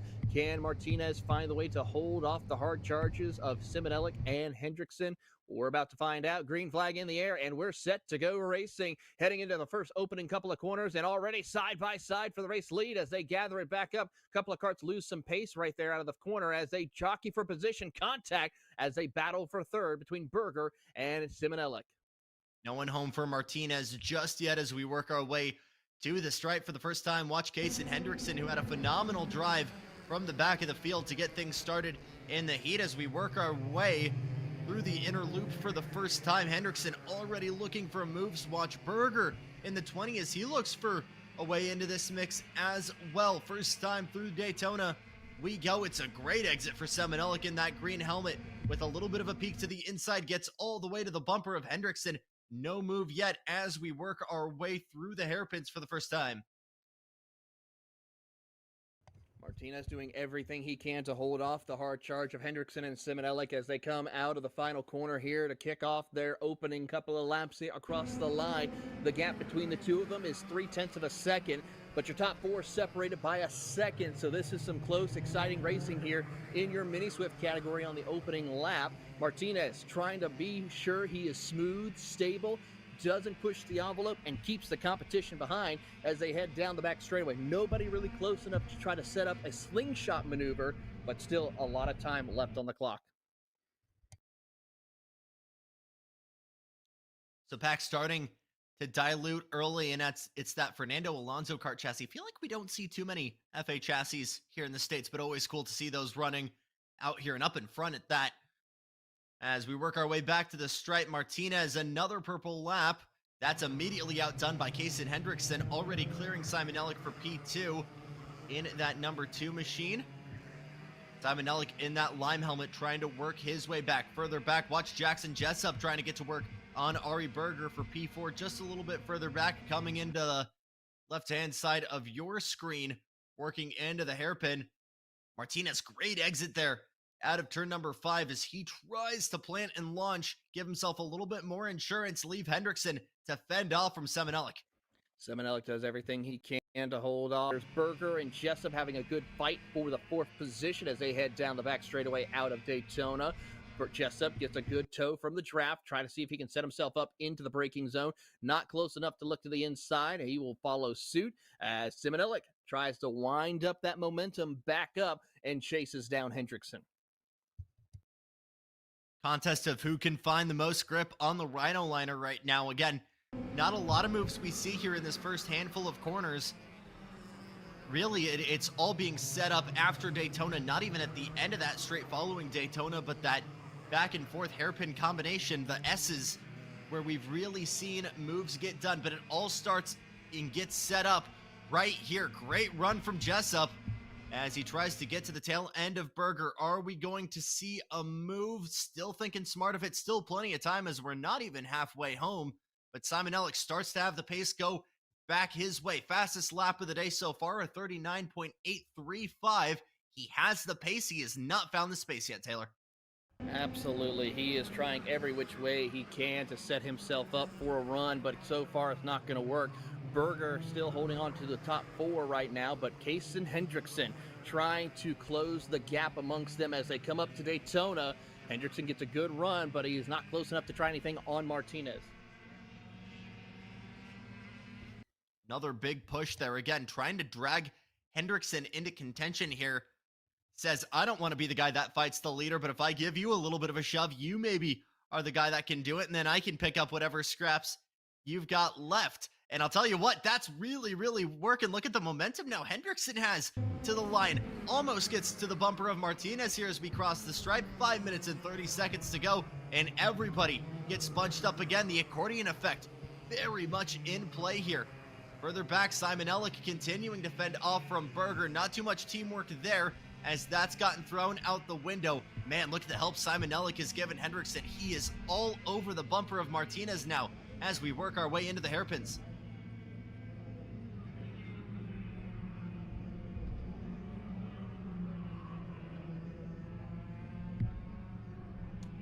Still Martinez out in front as Simon Nellick works his way back into contention here. Again, this opening 1-2 combo, that 90-degree right-hander, the left-handed hairpin. Not too many moves we see in the hairpin itself, but rather on exit, that second right-handed switchback. Before we get onto Daytona, we've seen a couple guys throw some sneak passes, seen a couple moves here as well into this tower hairpin, the right-hander. No move just yet from Simon Ellick in the 187. Still the fastest last time by, actually, of these three. A little bit of a tighter exit there from Hendrickson as he tries to find a place he can shove the nose through. As this becomes the 45-mile-an-hour study session, looking to find opportunities that a door might be open.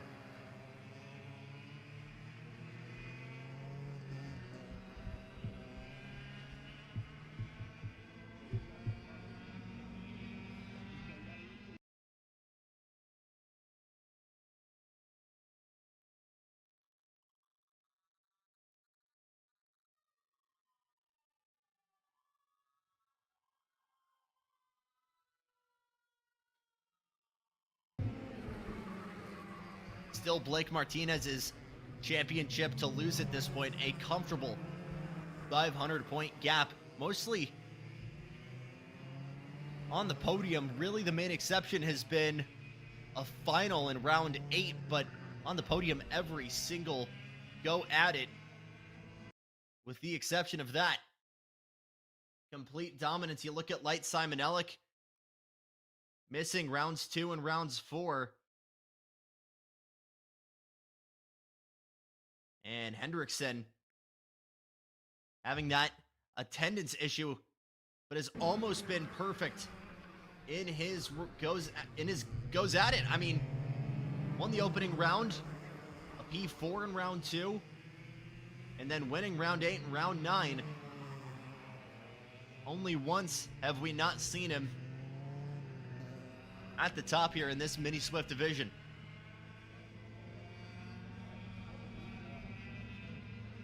Simon Ellick with a look at it. He's fully cleared now.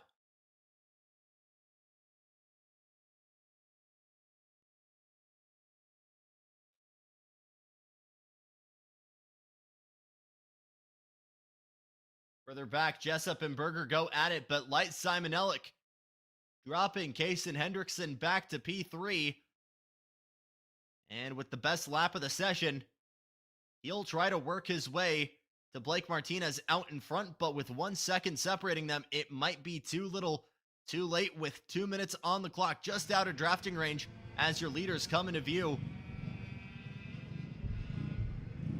And the more these two battle, unfortunately, the more Blake Martinez is going to have that breathing room.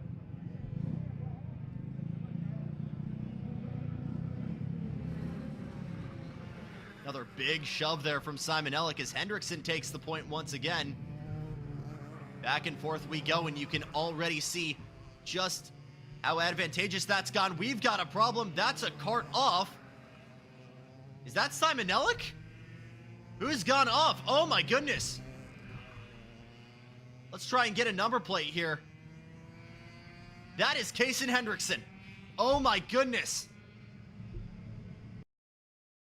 And what's been so far a picture-perfect season on arrival will go out the window. And it will be only his second time off the podium. That leaves Simon Ellick as the lone challenger for Blake Martinez out in front. Ari Berger gets promoted to that bottom step of the podium. But with no dancing partners, it might be too much of an ask for Simon Ellick to close that gap with 30 seconds to go. Your battle further back as Jessup and Berger continue to go at it. Here's a look to the inside from Jackson Jessup. At the first of the hairpins, thinks smarter of it and backs out.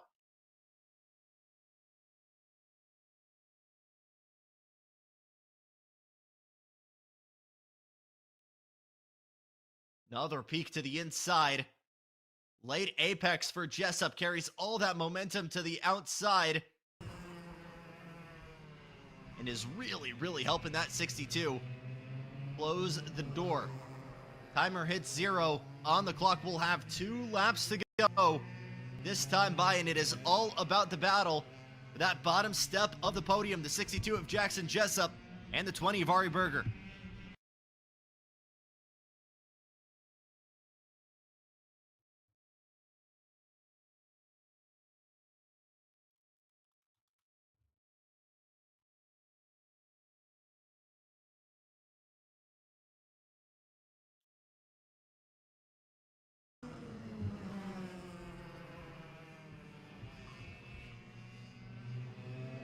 Only his second weekend of the year for Jackson Jessup.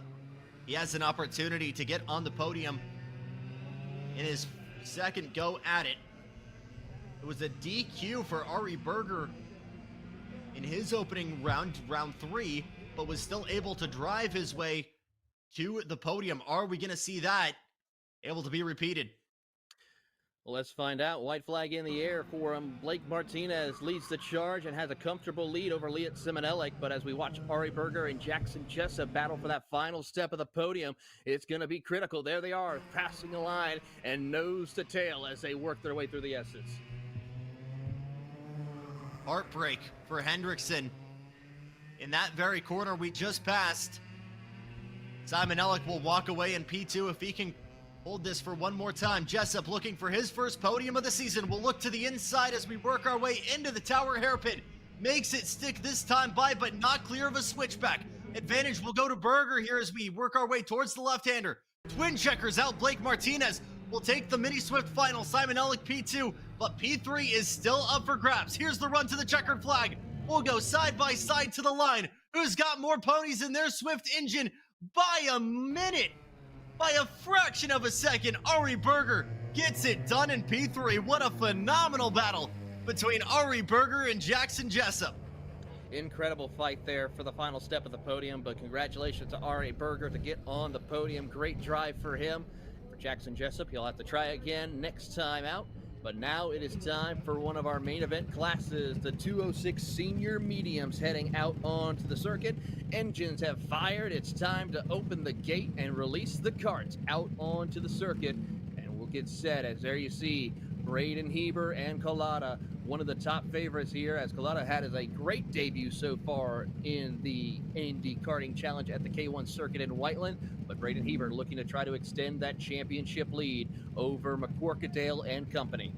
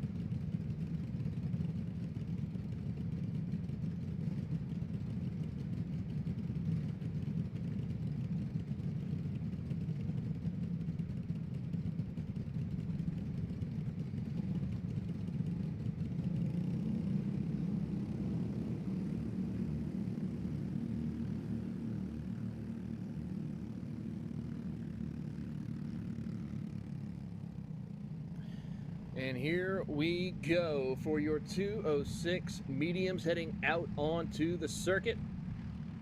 As we get set here for the action, here is your starting lineup for the 206 medium.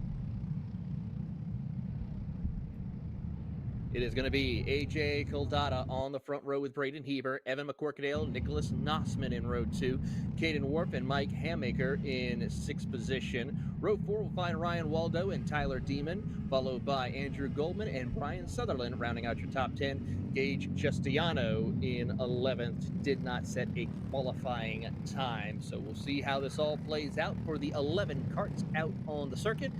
Get set, but Coldata, one to watch. He swept the pole, or swept in the heat race, looking to try to continue that here. Heber, though, looking to make sure he can maintain a points championship lead to take on the fight here in the finish. I'm watching Caden Wharf from P5 right now. Was a very big dark horse, looking for some big moves, but was really, really reserving it. Didn't want to take too big of a risk here, and maybe is saving something for the final. You look further back, Nick Knott's been able to keep the pace of Evan McCorkadale, who has always been fast, especially in these more momentum-based layouts we've seen here at Whiteland. So a lot of big names. We'll see who will come out on top, and we'll take the green here for 206 medium. Already, and Coldata has checked in the race lead. Meanwhile, McCorkadale and Heber battle for second, and already Heber down to the bottom of the racetrack, side by side for the race lead. Can Heber find his way to power move around the outside? The answer is going to be no. In fact, he will drop almost to third position as McCorkadale tries to find the spot. He cannot succeed at this time. Heber holds on to second as he pushes McCorkadale up the track a little bit to hold on. Nossman and him make contact as they fight for the race lead.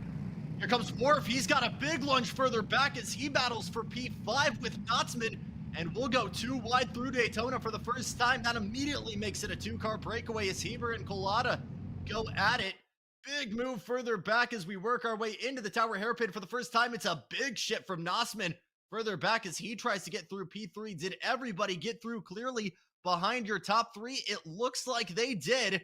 So Heber still behind Coldata. McCorkadale on a little bit of an island right now, but further back, it's a heck of a doghouse with Wharf, Nossman, Emiker, and Damon.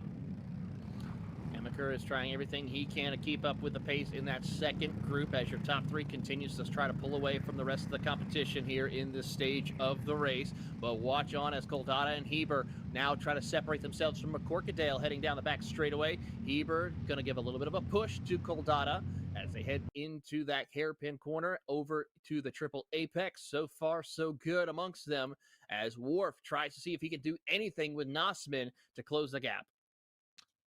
No collaboration from Codalata and Haber right now. What are we going to see further back from Wharf and Nossman? If they go bumper to bumper, we might see them be able to close that gap, especially if they push one another coming out.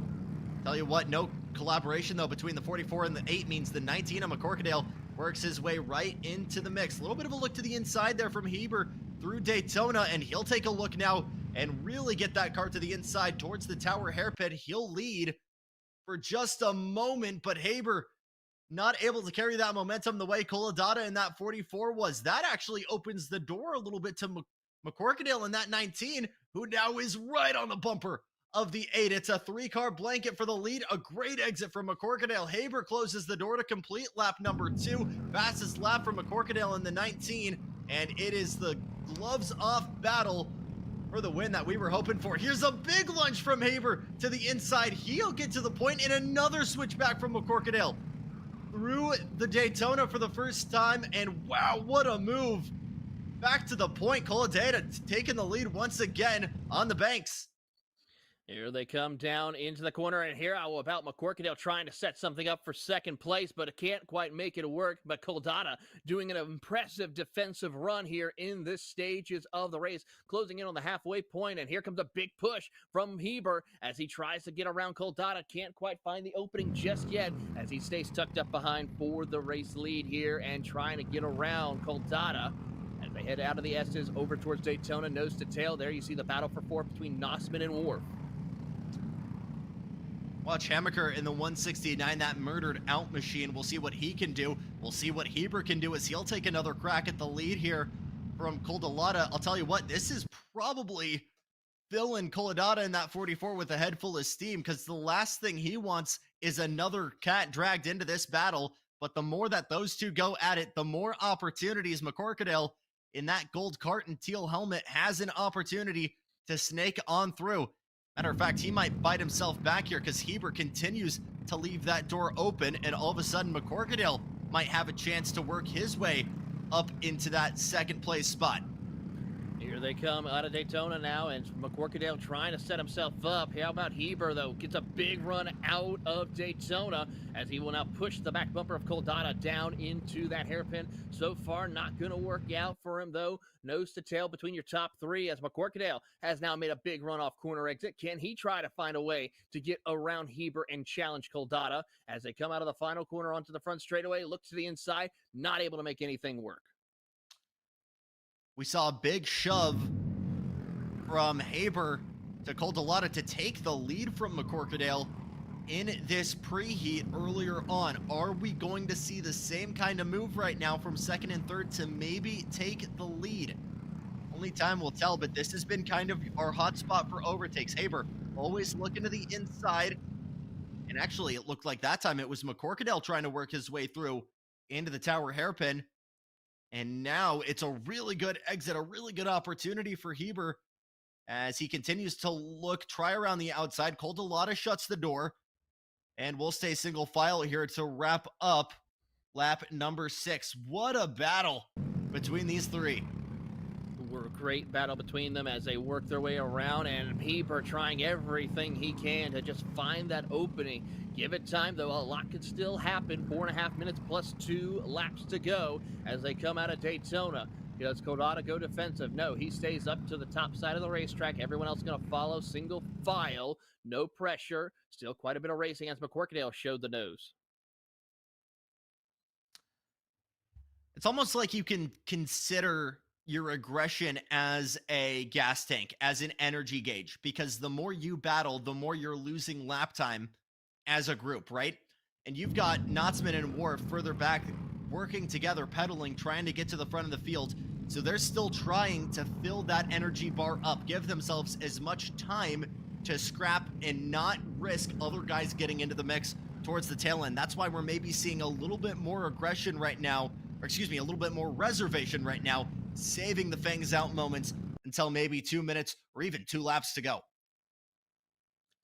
Still quite a bit of racing. A lot of possibilities could happen between them as they work their way through out of the final couple of corners. McCorkadale trying to see if he can keep pace here. He's just being patient right now. Heber, I think, also is going to be the same deal as well, as we still have to figure out who can try and challenge Coldata as he looks to collect his first win of the season in his only start so far, as he looks to try to kind of be a little bit of a party pooper in a sense, because absolutely he's only just making a start. He's not in the championship hunt. As here comes Heber down to the bottom of the racetrack with help from McCorkadale. They will try to get around Coldata, pushes them up the racetrack, but Coldata finds a way to power move back around the outside. Just not able to make that move stick. Coldata able to find all of that grip on the Rhino liner and carry the momentum with that 44 plated kart.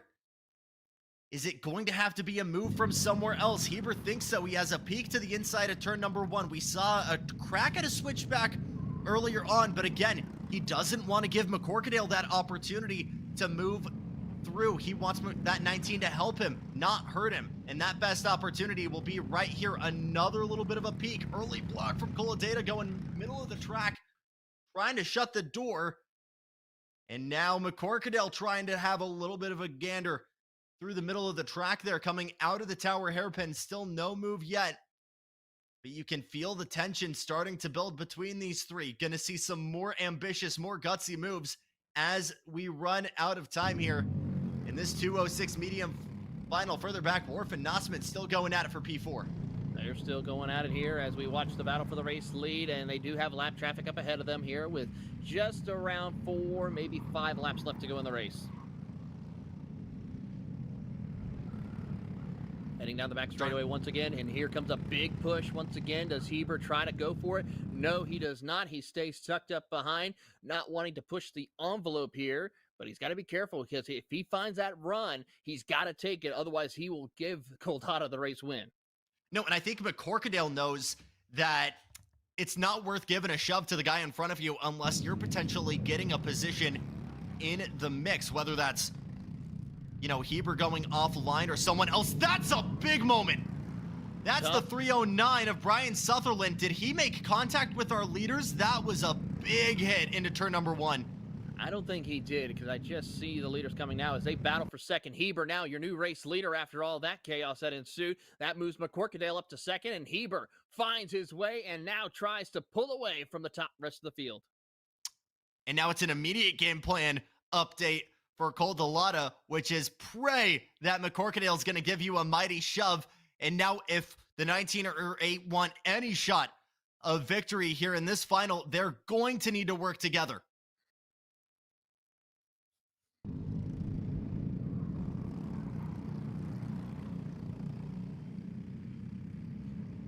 So far, so Still a good push here from McCorkadale to Cole Delata. It might be too little, too late. Thank goodness Brian Sutherland up and seemingly okay after a big-time hit into the turn 1 barrier.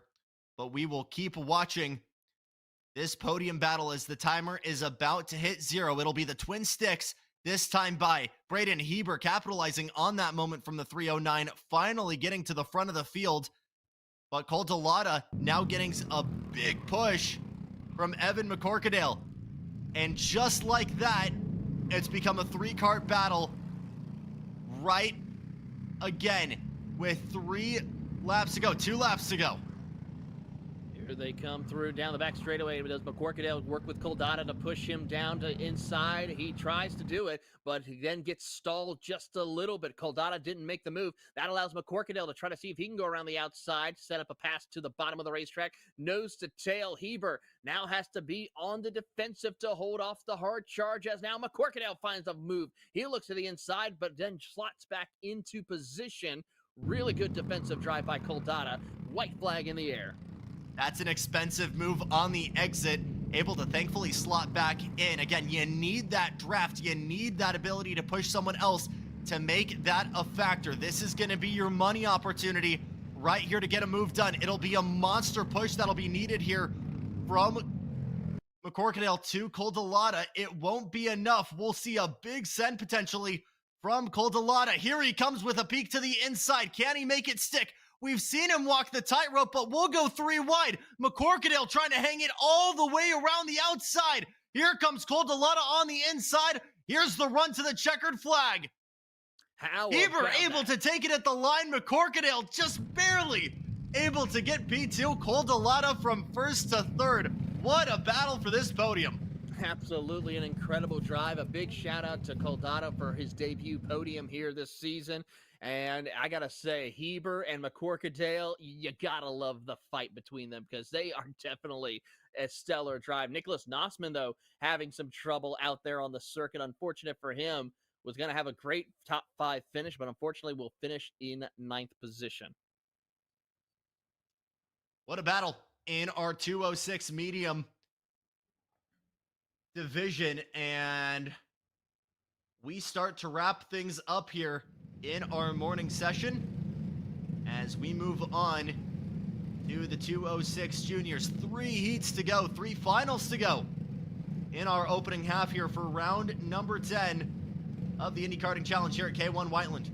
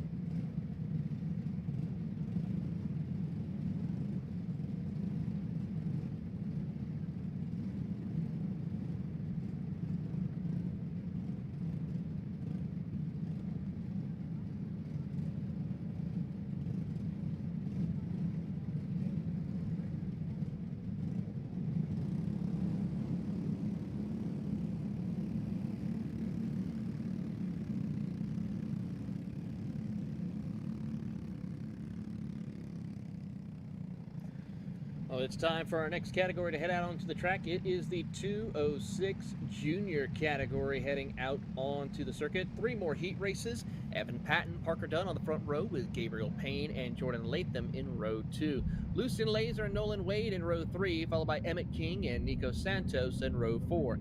Max Klebe and Blake Bokema in row 5. Maximus Seward and Max Rotert in row 6. Gio Nelson rounding out in 13th position. Gonna be hard to count out Lucian Laser here in that P3 spot. We saw his dominance from the back of the field, gaining almost 11 positions off rip, doing a big amount of the weightlifting there to get his way to the front, as now he just needs 4 more karts to see what he can do to get his way to the lead. Don't count out Jordan Lapine either from P4. You've got a lot of real heavy hitters in this junior division. You certainly do. Patton, Dunn, Payne, Lathan, and Laser, some of your favorites here that could battle it out for the race win. As they come into the start zone, 13 karts set to do battle. As they enter the tram line, do we get the green flag? Yes, we do, and away we go. And already side-by-side action as it's a hornet's nest from second on back as they jockey for position. A couple of karts going 2 and 3 wide almost as they come in here to start the opening lap. And already the 361 of Evan Patton leads the charge out of the final corner heading into turn 1. That's already 1 spot for Lucian Laser. I think he's already cleared Le Pen in that 112. Yes, he has. So he'll try to now set radar lock on Parker Dunn, another big favorite in that 7. I believe that's a Kart Republic machine that he tries to get to work on. Further back, Nolan Wade trying the inside of Jordan Le Pen through the Daytona. Here's another peak there for P4 as Lucian Laser tries to take Parker Dunn. It's a big lunge, and he's got it. Major send there from Lucian Laser to get on the podium. Already a big-time send as they work their way through the S's up onto the final quarter. But for Evan Patton, Gabriel Payne, Laser, and company, it's all jockeying here to see how this will all play out across the line. Laser now is set to focus in on the top 2 as Dunn drops back to P4. Lapin struggling to keep up with this group here in that machine as they work their way up to the Daytona corner. And so far, not working out. Your top 3 stretching out from Dunn. Le Pen's got a fast guy to work with, though, in that 7 of Parker Dunn. We'll see what they can do to get to this pack right here. No pressure for Evan Patton for the time being, but Gabe Payne and Lucian Laser are chomping at the bit. A little bit of a wiggle there for that 45. That checks up Laser as well and gives a little bit of breathing room to Patton on exit, but we know how strong this draft can be. With a rev limiter and only 9 horsepower on tap, these are reliable, sturdy motors, but they don't have that straight line, and that allows this brilliant NASCAR-esque pack racing. Further back, Le Pen and Dunn continue to go at it.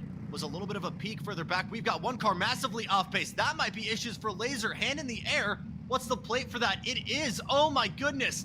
Issues for who's been one of our hardest chargers of the day, and a heartbreak for one of the fastest men on track. A tough break there for Lucian Laser as he now will finish in 13th. A tough break will pick up the rest of the field, though, as Patton Payne will continue to pull away. But how about the driver of Lapin? He's now set himself up to see if he can close the gap. Currently, it's 1.2 seconds from him, from Payne and Patton. How about Gabriel Payne with a stellar opening run so far, looking to try to get one of his best finishes in the IKC championship? Nolan Wade and Nico Santos further back, P5 and 6 right now, just to the left of your screen, gaining 2 positions. They've been your biggest movers so far, but it is all eyes on your battle for the lead right now, as the dropout of that 8 kart of Lucian Laser has immediately made this a duel between Evan Patton and Gabe Payne. It's been Patton out in front for the first 4 laps. Could we see that change? This go at it. Payne having a couple of looks here in the past couple laps. You saw another one there on exit, trying to roll that momentum to the inside of Daytona. How about this big freight train? Further back, Nolan Wade, Emmett King, Nico Santos, Maxim Kelb, and others. These guys, if they go bumper to bumper, there's a big opportunity to charge forward, especially if we see some haymakers here from Gabe Payne. There was almost one there into the second hairpin.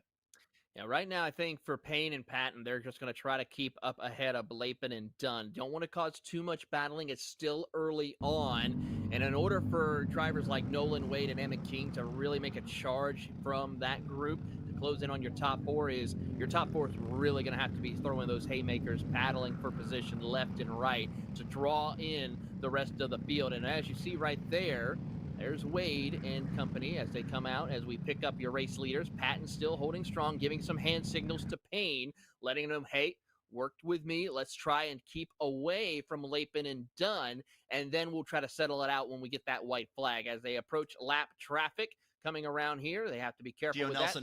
Gio Nelson going a lap down, moves his way around, and stays out of harm's way. 5.5 minutes plus 2 laps. Now Jordan Lepine and Parker Dunn going to have to double up once again. Lepine, one of the drivers we've seen at the CKNA Grand Nationals, been a traveling circus for the driver of the 112, opening the year, doing the Florida Winter Tour for Rock Cup USA, as well as a plethora of part-time appearances in a handful of different national series. IKC still the series that he has called home, and trying to tack another podium onto his docket here at Whiteland. We'll need some big pushing help, though, from that 7 of Parker Dunn. He's been the fastest kart on track, a 41.939, has given him the gold sector, not the purple sector. So we'll see what he can do to try and push both of them to Patton and Payne and maybe make this a 4-kart battle, Taylor. Absolutely, but the thing is, can Payne or Dunn and Lapin continue to work together? As long as Patton and Payne are still doing what they're doing right now, pushing each other on the straights, not forcing too much competition amongst themselves, passing each other, they're going to kind of just keep it the way it is. Lapin, though, really trying to put in those afterburners and close the gap. Same thing with Parker Dunn, but it's kind of everyone running right around the same lap times. Gabriel is now setting a 41.9 as they come across the line. Last time by, 0.2 of a second faster was Lapin and Dunn. So they are doing now what they need to close that gap further and further as they make the charge up to Daytona. It's now about 2 kart lengths separating Lapin from your top 2. And your third and fourth drivers start to spread out just a smidge as well. Lepine getting a little bit more breathing room and a little bit of a peek there from Payne as he tries to go to the outside. Patton swings it up high and tries to close that door, and those offline moves is suddenly dragging Lepine and Dunn closer and closer into this mix. We always talk about 0.8 being that magic number, is within drafting distance. If he can keep that delta up, he'll be able to get there. And just like that, Taylor, we've got ourselves a 4-kart battle for the lead. Absolutely a great drive amongst them as they continue to go nose to tail, heading down into Daytona. And right there, you see the gap starting to close closer and closer with 3 minutes to go, plus an additional 2 laps. Everything is on the line between them as they head down into the final couple of corners. 2.5 minutes on the clock here in your 206 junior final. Evan Patton, Gabe Payne, Jordan Lepine, and Parker Dunn all in contention right now, and it is going to take teamwork from both of these pairs for the time being. Patton and Payne trying to shove one another to hold this lead. Move a possibility. Working out of Daytona, this has been a prime opportunity to really carry that momentum and make a difference. You see that gap between these two packs actually open up once again. Then once we get into the podium or into the tower, hairpin there starts to accordion in and get back together again. Lepine really the best guy to really close that gap for the time being, leaving Dunn in the dust.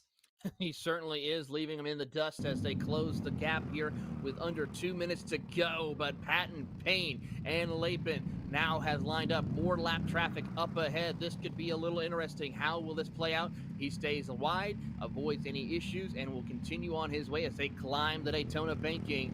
Lapin trying to close the gap, gives a little tap of the helmet to Dunn, saying, hey, let's push it. Let's try to get closer in as they head down the back straightaway over into the corner. They will go And it's now right there. A kart length separates your top four apiece as they come down. Here comes Lapin, try to go around the outside, but Payne shuts the door as they come down the front straightaway. But again, the moment you make that move trying to make an overtake, you leave that door open for someone else to ship it and try and make a move on you. That's what we saw earlier in our senior medium final, and it's what we see right now. A big send from Le Pen in the run to Daytona. Is there enough pace there? That might bite him back. We see Le Pen trying to go for P2, but that momentum from Dunn sees him drop all the way back to fourth now as a result. Could have that cost Lapin the chance of victory? He's going to have to find his way and dig deep here in the closing laps as Parker Dunn now holds up to third. Patton and Payne doing what they need to do, just staying consistent, throwing the block when they need to, making sure it's difficult to set that pass up between the two of them. 30 seconds plus 2 laps to go as Dunn now tries to make a charge for second. He's seen the mistake his main dance partner made at that very corner a lap ago. He knows he probably has the pace. He's able to make a move, but he's probably waiting for Payne to go in that 45 and pick up the scraps of whoever gets hung up to dry.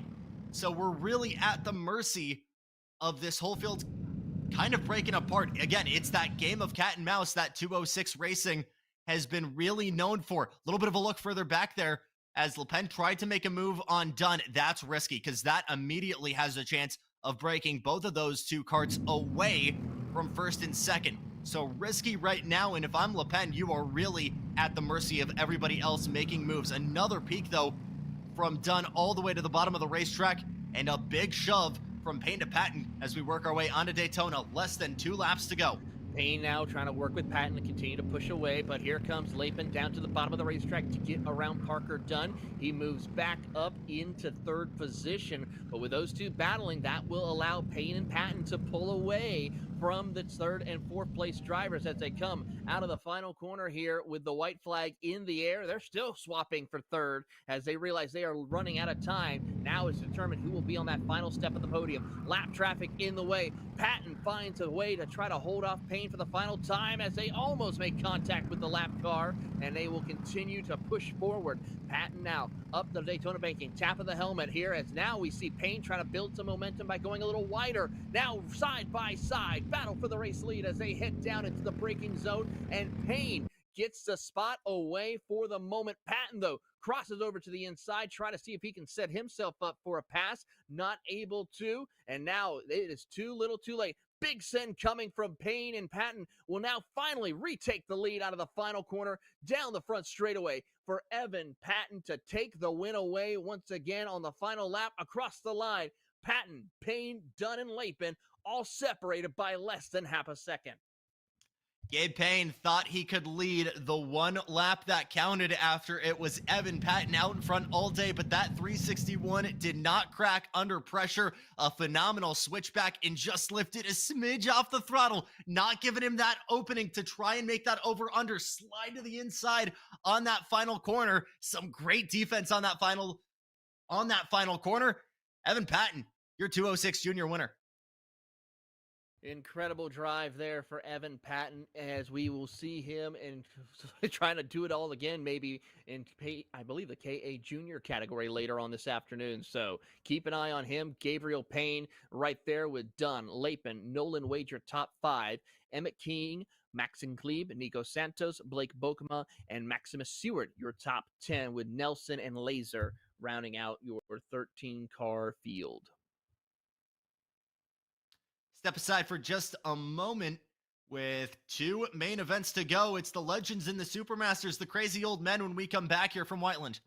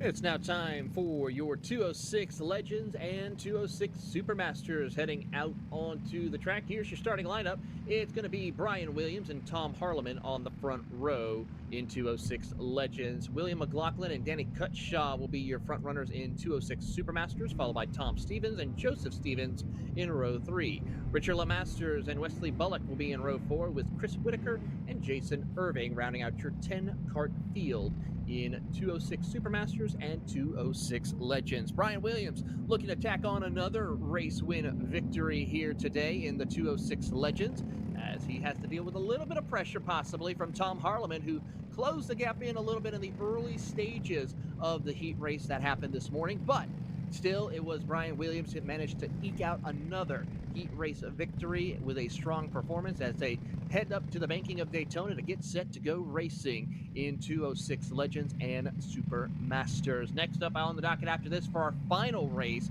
of the morning session will be the KA Seniors and KA Masters next to go out as they enter into the tram line to get set for 10 minutes plus 2 laps of racing here today in 206 Legends and Supermasters. Into the tram line, lined up, everyone looks clean and green. Do we get the green flag? The answer will be yes, indeed. Away we go as they head down side by side. Williams and Harleman jockey for position as Williams takes on the race lead. McLaughlin holds strong in Supermasters as they work their way around the first opening couple of corners. Everyone lined astern, no pressure for Brian Williams as he pulls out to about a 2-cart length advantage onto the front straightaway to start the opening lap here in 206 Legends and Supermasters. Cutshaw holds the charge here in the Supermasters division with McLaughlin hot on his heels as they come up through the hairpin up to Daytona.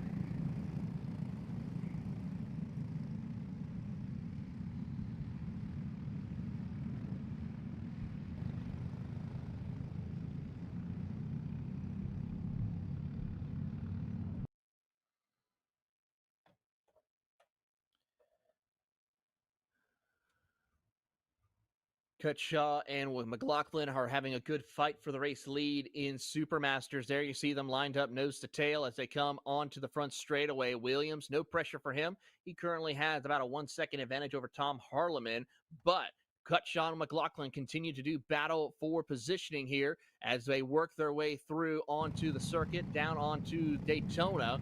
As McLaughlin looks to try to find an opening to the inside to take over the race lead. Then you have the battle for third between Tom and Joseph Stevens as they work their way on to the back straightaway.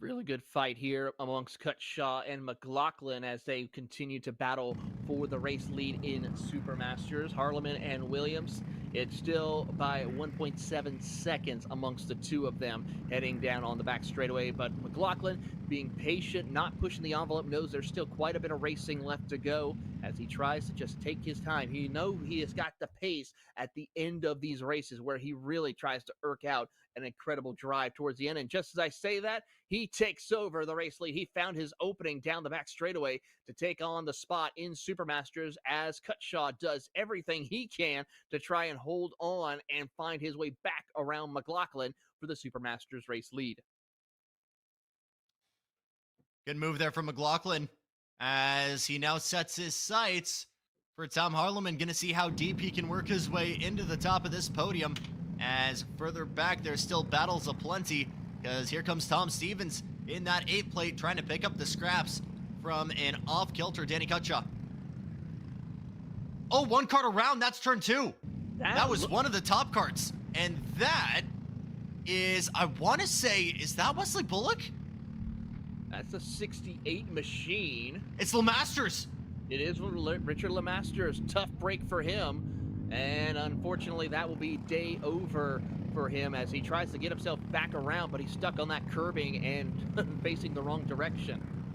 Scary spot to be. That's broadside on the racing line of turn 2. Big ups to that marshal who's standing there with the red flag.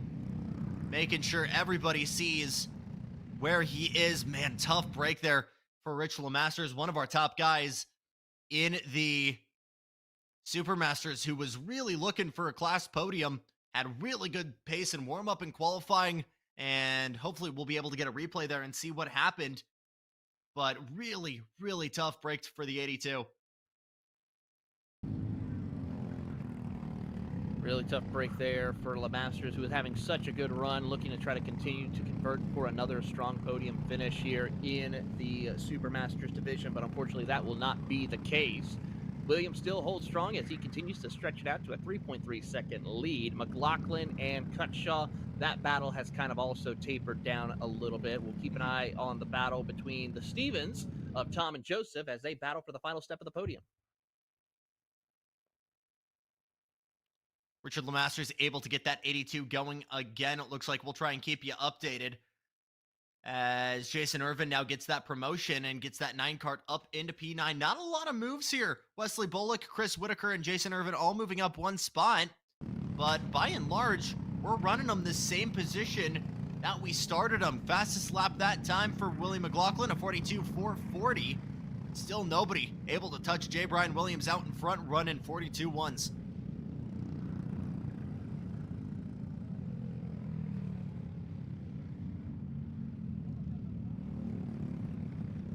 Still to come this afternoon, we get started with the 206 Cadets and the Sportsmen's 206 Masters. That's your 30 and up division. A little bit of two-stroke action with the KA Juniors, some 206 light racing, and we'll end the broadcast there. Trackside, send you over to the Kid Karts.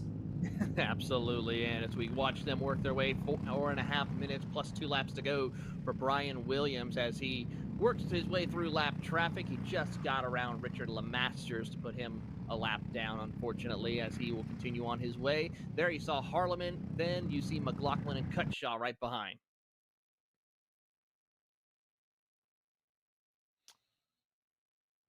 Another fastest lap for Willie McLaughlin, best in class 42.304. No pressure behind from his Supermasters adversaries. Danny Cutshaw on that one plate, 9 seconds back from your race leader. It has been dominant from each of your class leaders respectively. We knew it was going to be a good chance we were going to see this kind of product, seeing the performances that both Williams and McLaughlin have put on in their respective groups throughout this year, throughout this season. But McLaughlin had to work for it, had a little bit of an issue following, I believe it was disqualification, if my memory serves me right there, Taylor, with troubles at the scales, had to work his way from the tail end of the field and has worked his way up to the outright podium and back to this Supermasters lead. But unsurprisingly, you can't spell a W, or you can't spell Williams without a W, and it's looking like it'll be another one here in just 3.5 minutes. Here they come down the front straightaway with 3 minutes to go. Harleman trying to do everything he can as McLaughlin sets fastest lap for the race in Supermasters. Cutshaw, no pressure going on here as they work their way through, but for Tom and Joseph Stevens, they're still putting on a good fight as we watch Danny Cutshaw and company work their way around the circuit as well. Here comes some drivers. LeMasters trying to find his way up through the field to get back on the lead lap, possibly, but he's got some work to do to catch up to Brian Williams. Looks like that car wasn't damaged as a result. I think it was just a bad hop off one of the other karts, so I guarantee you he's just amped. He's got another battle he's found out on track, as that is Danny Cutshaw that he has found. Further up the road, I believe this is Willie McLaughlin and Tom Harleman. It is, and McLaughlin has just cleared that 18 kart for second overall. Heading down the back straightaway, there you see LeMasters getting around the driver, and McLaughlin now, I gotta say, if he can find a way to close that gap in 7 seconds, it would be incredible, but I think it might be too little too late. No, for sure. He's still an incredible drive for William McLaughlin. Goes to show how well he knows the ins and outs of America's oldest karting track, no matter the layout, as he puts another best lap of the day there, a 42.256. And to answer your question, that last go at it, it was a 42.824, so about 0.6 of a difference There is a marginable difference there in pace, Taylor, but again, I think it's going to be too little too late. 4 laps, the very most we could expect here with just over 90 seconds on the clock, or excuse me, 80 seconds. Yep, just about as they come across the line here, under 90 seconds to go as they close in. We should be probably seeing 4 laps to go possibly amongst them as we get set here to see how this all plays out amongst them and they come through. But for Brian Williams, actually looking at the times right now, McLaughlin just set a blistering lap time. He dropped 2 seconds on Brian Williams.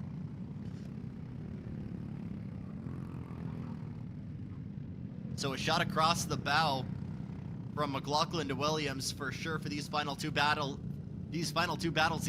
rounds after this weekend, regardless of how this turns out. But a shocker to no one, William McLaughlin still has some great pace. Harleman demoted down to 3rd. Danny Cutshaw trying to close that gap in that one plate to get his way onto the overall podium. But as of right now, it's Williams, Harleman, and Irvin, your Legends podium, with McLaughlin, Cutshaw, and Stevens, your top 3. Here's a big send to the inside. This is not lap traffic. I believe this is for position. This could be possibly some battling for position as Joseph Stephen and company, as we watch on. As they come down the back straightaway, we will get 2 laps to go here. As there you see LeMasters. So behind LeMasters should be Harleman, Cutshaw, and company. But the gap between them is pretty significant so far, as Harleman is about 2 seconds behind McLaughlin. Everyone else is 3 or more seconds. So these are lap traffic cars that they're having to negotiate. Whitaker and Irvin, though, having a good fight for 8th position as Irvin gets around him for that spot. McLaughlin equidistant from Williams to Harleman, 8 seconds between 1st, 2nd, and 3rd. Here's another move to the inside, navigating traffic. Richard LeMasters, after that incident, kind of playing not the upset, but definitely a cork in the bottle right now, trying to make things interesting with these lap traffic battles. But again, with how diluted the field is at this point, it is going to be more than likely too little too late for any major shakeups. Brian Williams just needed one more clean lap to cap off a dominant round 10.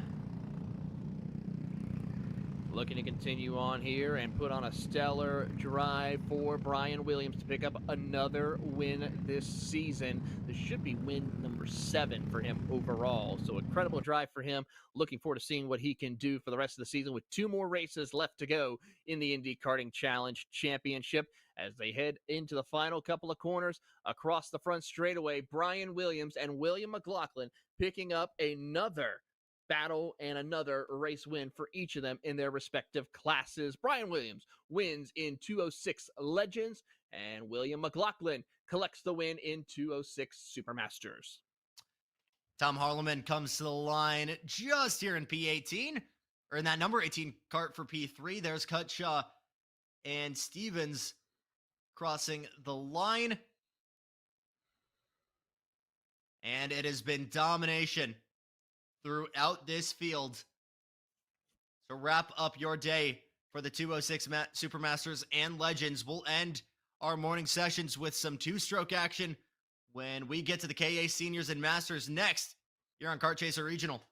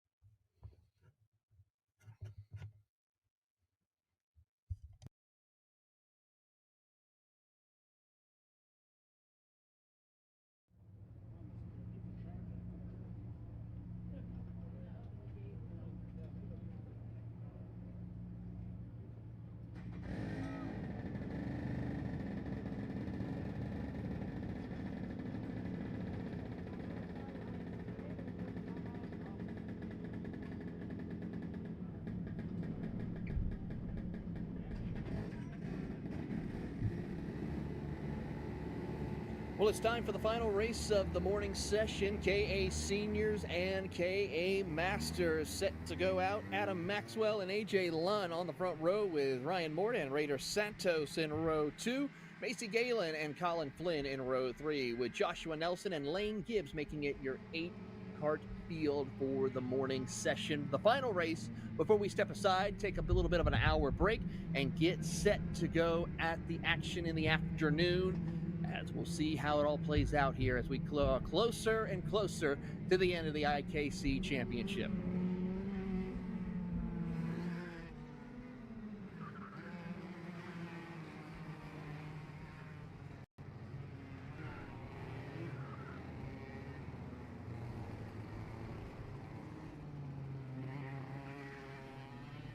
Adam Maxwell on pole here alongside AJ Lund, Raider Santos, and Ryan Mort. Watch Ryan Mort in that 8-12 second place in qualifying. Dropped back significantly, but will likely have made some adjustments here and try to charge forward.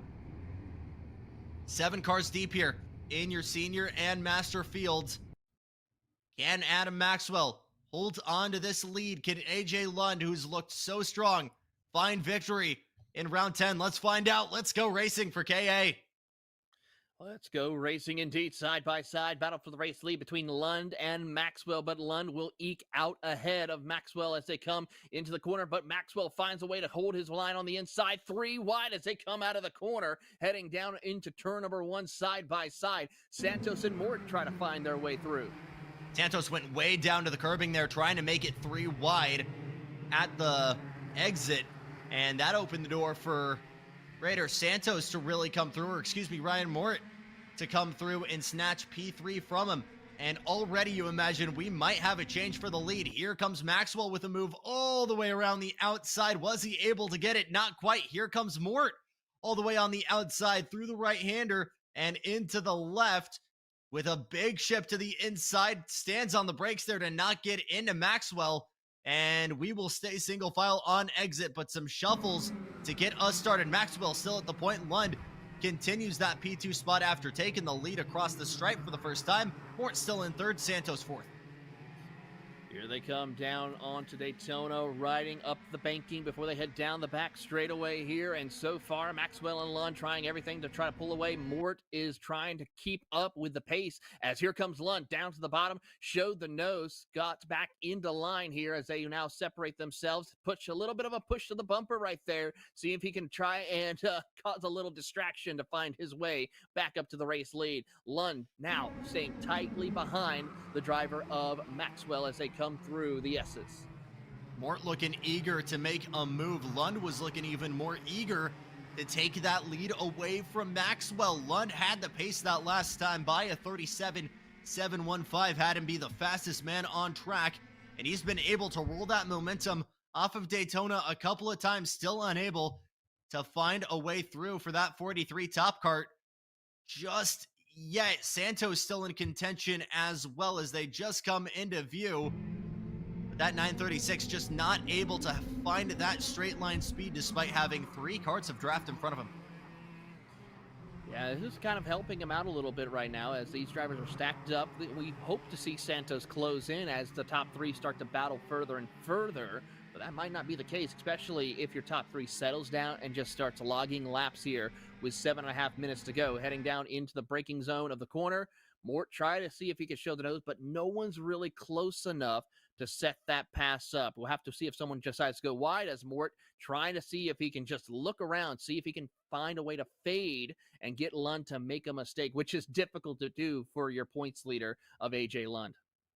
Missed a move further back. Macy Galen in that pink helmet just at this hairpin right here a lap ago, taking P5 away from Colin Flynn in the 129. Those two continue to duel as this becomes a 3-kart breakaway.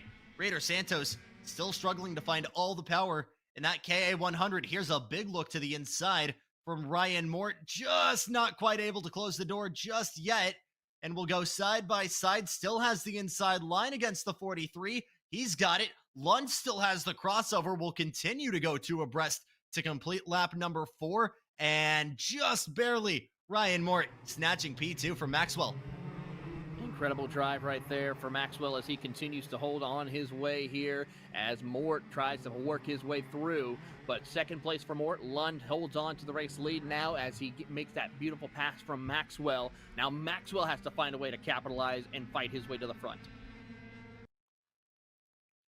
That battling has given a little bit of a shot for Raider Santos. That gap has closed just a smidge that last time by. And the question is, again, you treat these moves as a currency, and that was an expensive one. We're saving up right now for an opportunity to battle again, but the more, if I'm these three, the more we battle, again, the more guys we potentially drag into this battle, the more it could snowball. So I think this is where the reservation comes into play once again. And of course, the minute I say that, there's a big ship from Ryan Mort to try and take the lead. Maxwell trying to go with him on the outside. Lund defending down low. Will go middle of the racetrack. That won't stop Maxwell from shipping it. They go side pod to side pod. That'll cut them off big time. And now Ryan Mort is off like a cannon. Maxwell just able to take it, but not enough. AJ Lund barely hanging on to P2. AJ Lund doing everything he can to hold strong here in this stage, but there's still a lot of racing to go. Mort, though, has pulled away and looking to try to stretch out that race lead further from the competition as Lund trying to push Maxwell to make the move and charge up to catch up to Ryan Mort. Under 5 minutes plus 2 laps to go. Really good fight here for second place.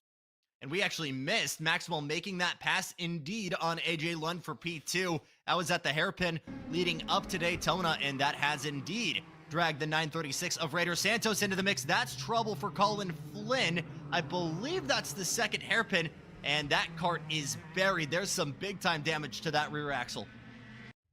Oh boy, tough break right there as another driver also having problems. Colin Flynn is now looking to be out of the race with that tough break for him as the leaders will work their way around and continue to do so. Got to get that kart moved out of the way, though.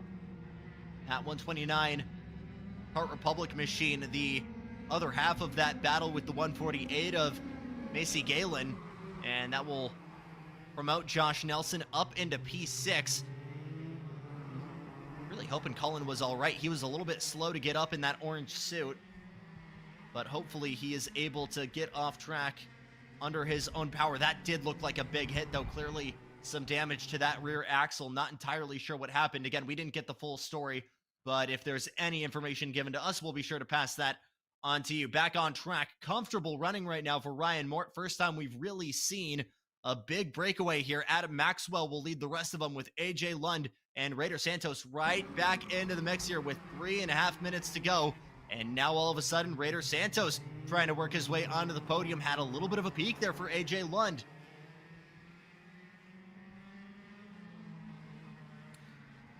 Mort continues to hold strong. AJ Lund trying to work his way through to get to at least a second. Maxwell, though, in that Lando Norris kart, just placing that kart perfectly to keep Lund behind him. And Santos in the catbird seat ready to try and capitalize if any one of those two make a mistake.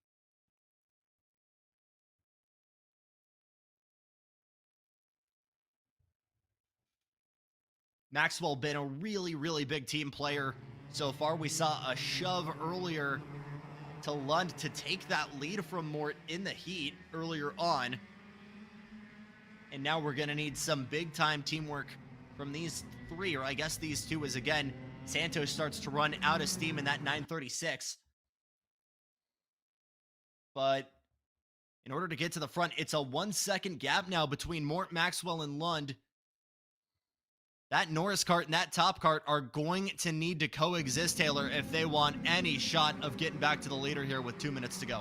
They certainly are, but the problem is they are running out of time as Mort is continuing to stretch out that race lead. It's about 1.1 seconds now with 2 minutes plus 2 laps to go as they head up down towards the back straightaway, and Maxwell is doing everything he can. The problem is no one has been able to break into the 36-second bracket, and they're now going to battle it out. Here comes to the inside AJ Lund to complete the pass on Maxwell. Top kart versus OTK. Lund shuts the door. No switchbacks for Lund. And a phenomenal move there. Just parked the bus on the apex. Didn't give that opportunity to Maxwell. And all of a sudden, Lund feeling like he might have the pace to close the door with his fastest lap of the race just that time by. Absolutely, he's going to try everything he can here with a minute to go. Lund trying to see if he can close the gap, but it's going to be too little too late, I have to say, amongst them with these closing minutes. Heading down into the final couple of corners, Maxwell trying to see if he can get back around for second. Looks to the inside, makes the pass complete. Lund trying to cross him over, nowhere near able to make that run work with a minute to go. Was another peak there from Lund, goes to the outside, trying that crossover. But again, all that momentum is just going to take him to the outside. Even if he's able to get side pod to side pod, it's not the preferred line. This is absolutely the preferred line. Maxwell leaving the door open for Lund on the inside of Daytona. He'll skyrocket through for P2 again. These two are putting on a stellar fight here for the finish amongst themselves as they work their way through. Santos also trying to close back in. He's right there in the hunt for a chance of a podium in the closing stages, watching them on as Mort comes around with 3 laps to go for him. Here's another look. Big ship there from Santos to take the lead again from Lund. I suppose the lead of this pack. But again, here comes Santos in that 936, just trying to get into tow range of these two. And again, the camaraderie has been traded for combat. They know they aren't able to reach Ryan Mort, so they're trying to pick up the scraps, pick up the points, and see who can get the hardware. Big ship, Lund way offline. Through goes Santos for that bottom step of the podium. And for the first time this entire race with 2 laps to go, Santos is right in this mix. Here he is looking for more as he gets a good run out through the S's to try to get himself around Maxwell as he works his way through nose to tail. Your top 3, a little hand signal like, hey, go, we got a time. Let's get away from Lund and settle it amongst ourselves. I'm not going to set the pass up. Just as I say that, he'll look to the inside and take over the second spot as they battle it out. Now Lund trying to capitalize on it to go around. Santos out in front. Is this Fast and Furious in a case of too soon, Junior? Because he's going to have to try and fend off 2 of the fastest guys on track in a kart that seemed to be starving for power a vast majority of this race. Another peek to the inside there from Maxwell. Still no move yet. Another try at a ship. But look at Santos going middle of the track trying to defend. No moves from Lund from Daytona like we saw a couple laps ago. This is going to be a monster push. And now we'll look to the inside. Lund trying to get back on the podium. And we'll get so with a move. They'll continue to go back and forth and give a little bit of breathing space for Santos. What a battle. White flag for Ryan Mort. Checkered flag is out for Ryan Mort as Raider Santos will take that second place away on the second position. And AJ Lund gets around Maxwell for third. How about Raider Santos' patience proven to be the ultimate virtue there? Again, it was some really, really costly battles between Lund and Maxwell further back, just constantly going back and forth. It was a great show for us, but they were expensive moves, and the check started to bounce. Santos able to go through for that silver medal. Incredible drive here, and with that, that will conclude our morning sessions. And I have to say, Jackson, any final thoughts? If that KA battle is anything like what we're going to see in Junior, you're going to want to stick around for the afternoon session. Some great, great battles, I mean, throughout. And you look at the 206 Masters, 206 Light, expecting to be a phenomenal show there. Stay tuned. Phone a friend. Going to be good here when we come back here in about an hour. Absolutely. We'll be back here with Kart Chasers coverage of the afternoon qualifying session with heat races and finals here later on, starting around a little after 1 o'clock, or we'll be back here with warm-ups with 1 o'clock on the track. And of course, we'll be back with broadcasting probably around 1:30, quarter till 2 o'clock Eastern time. So stay tuned. Thank you for tuning in to Kart Chasers coverage of the Indy Karting Challenge morning session. We'll be back here in about an hour.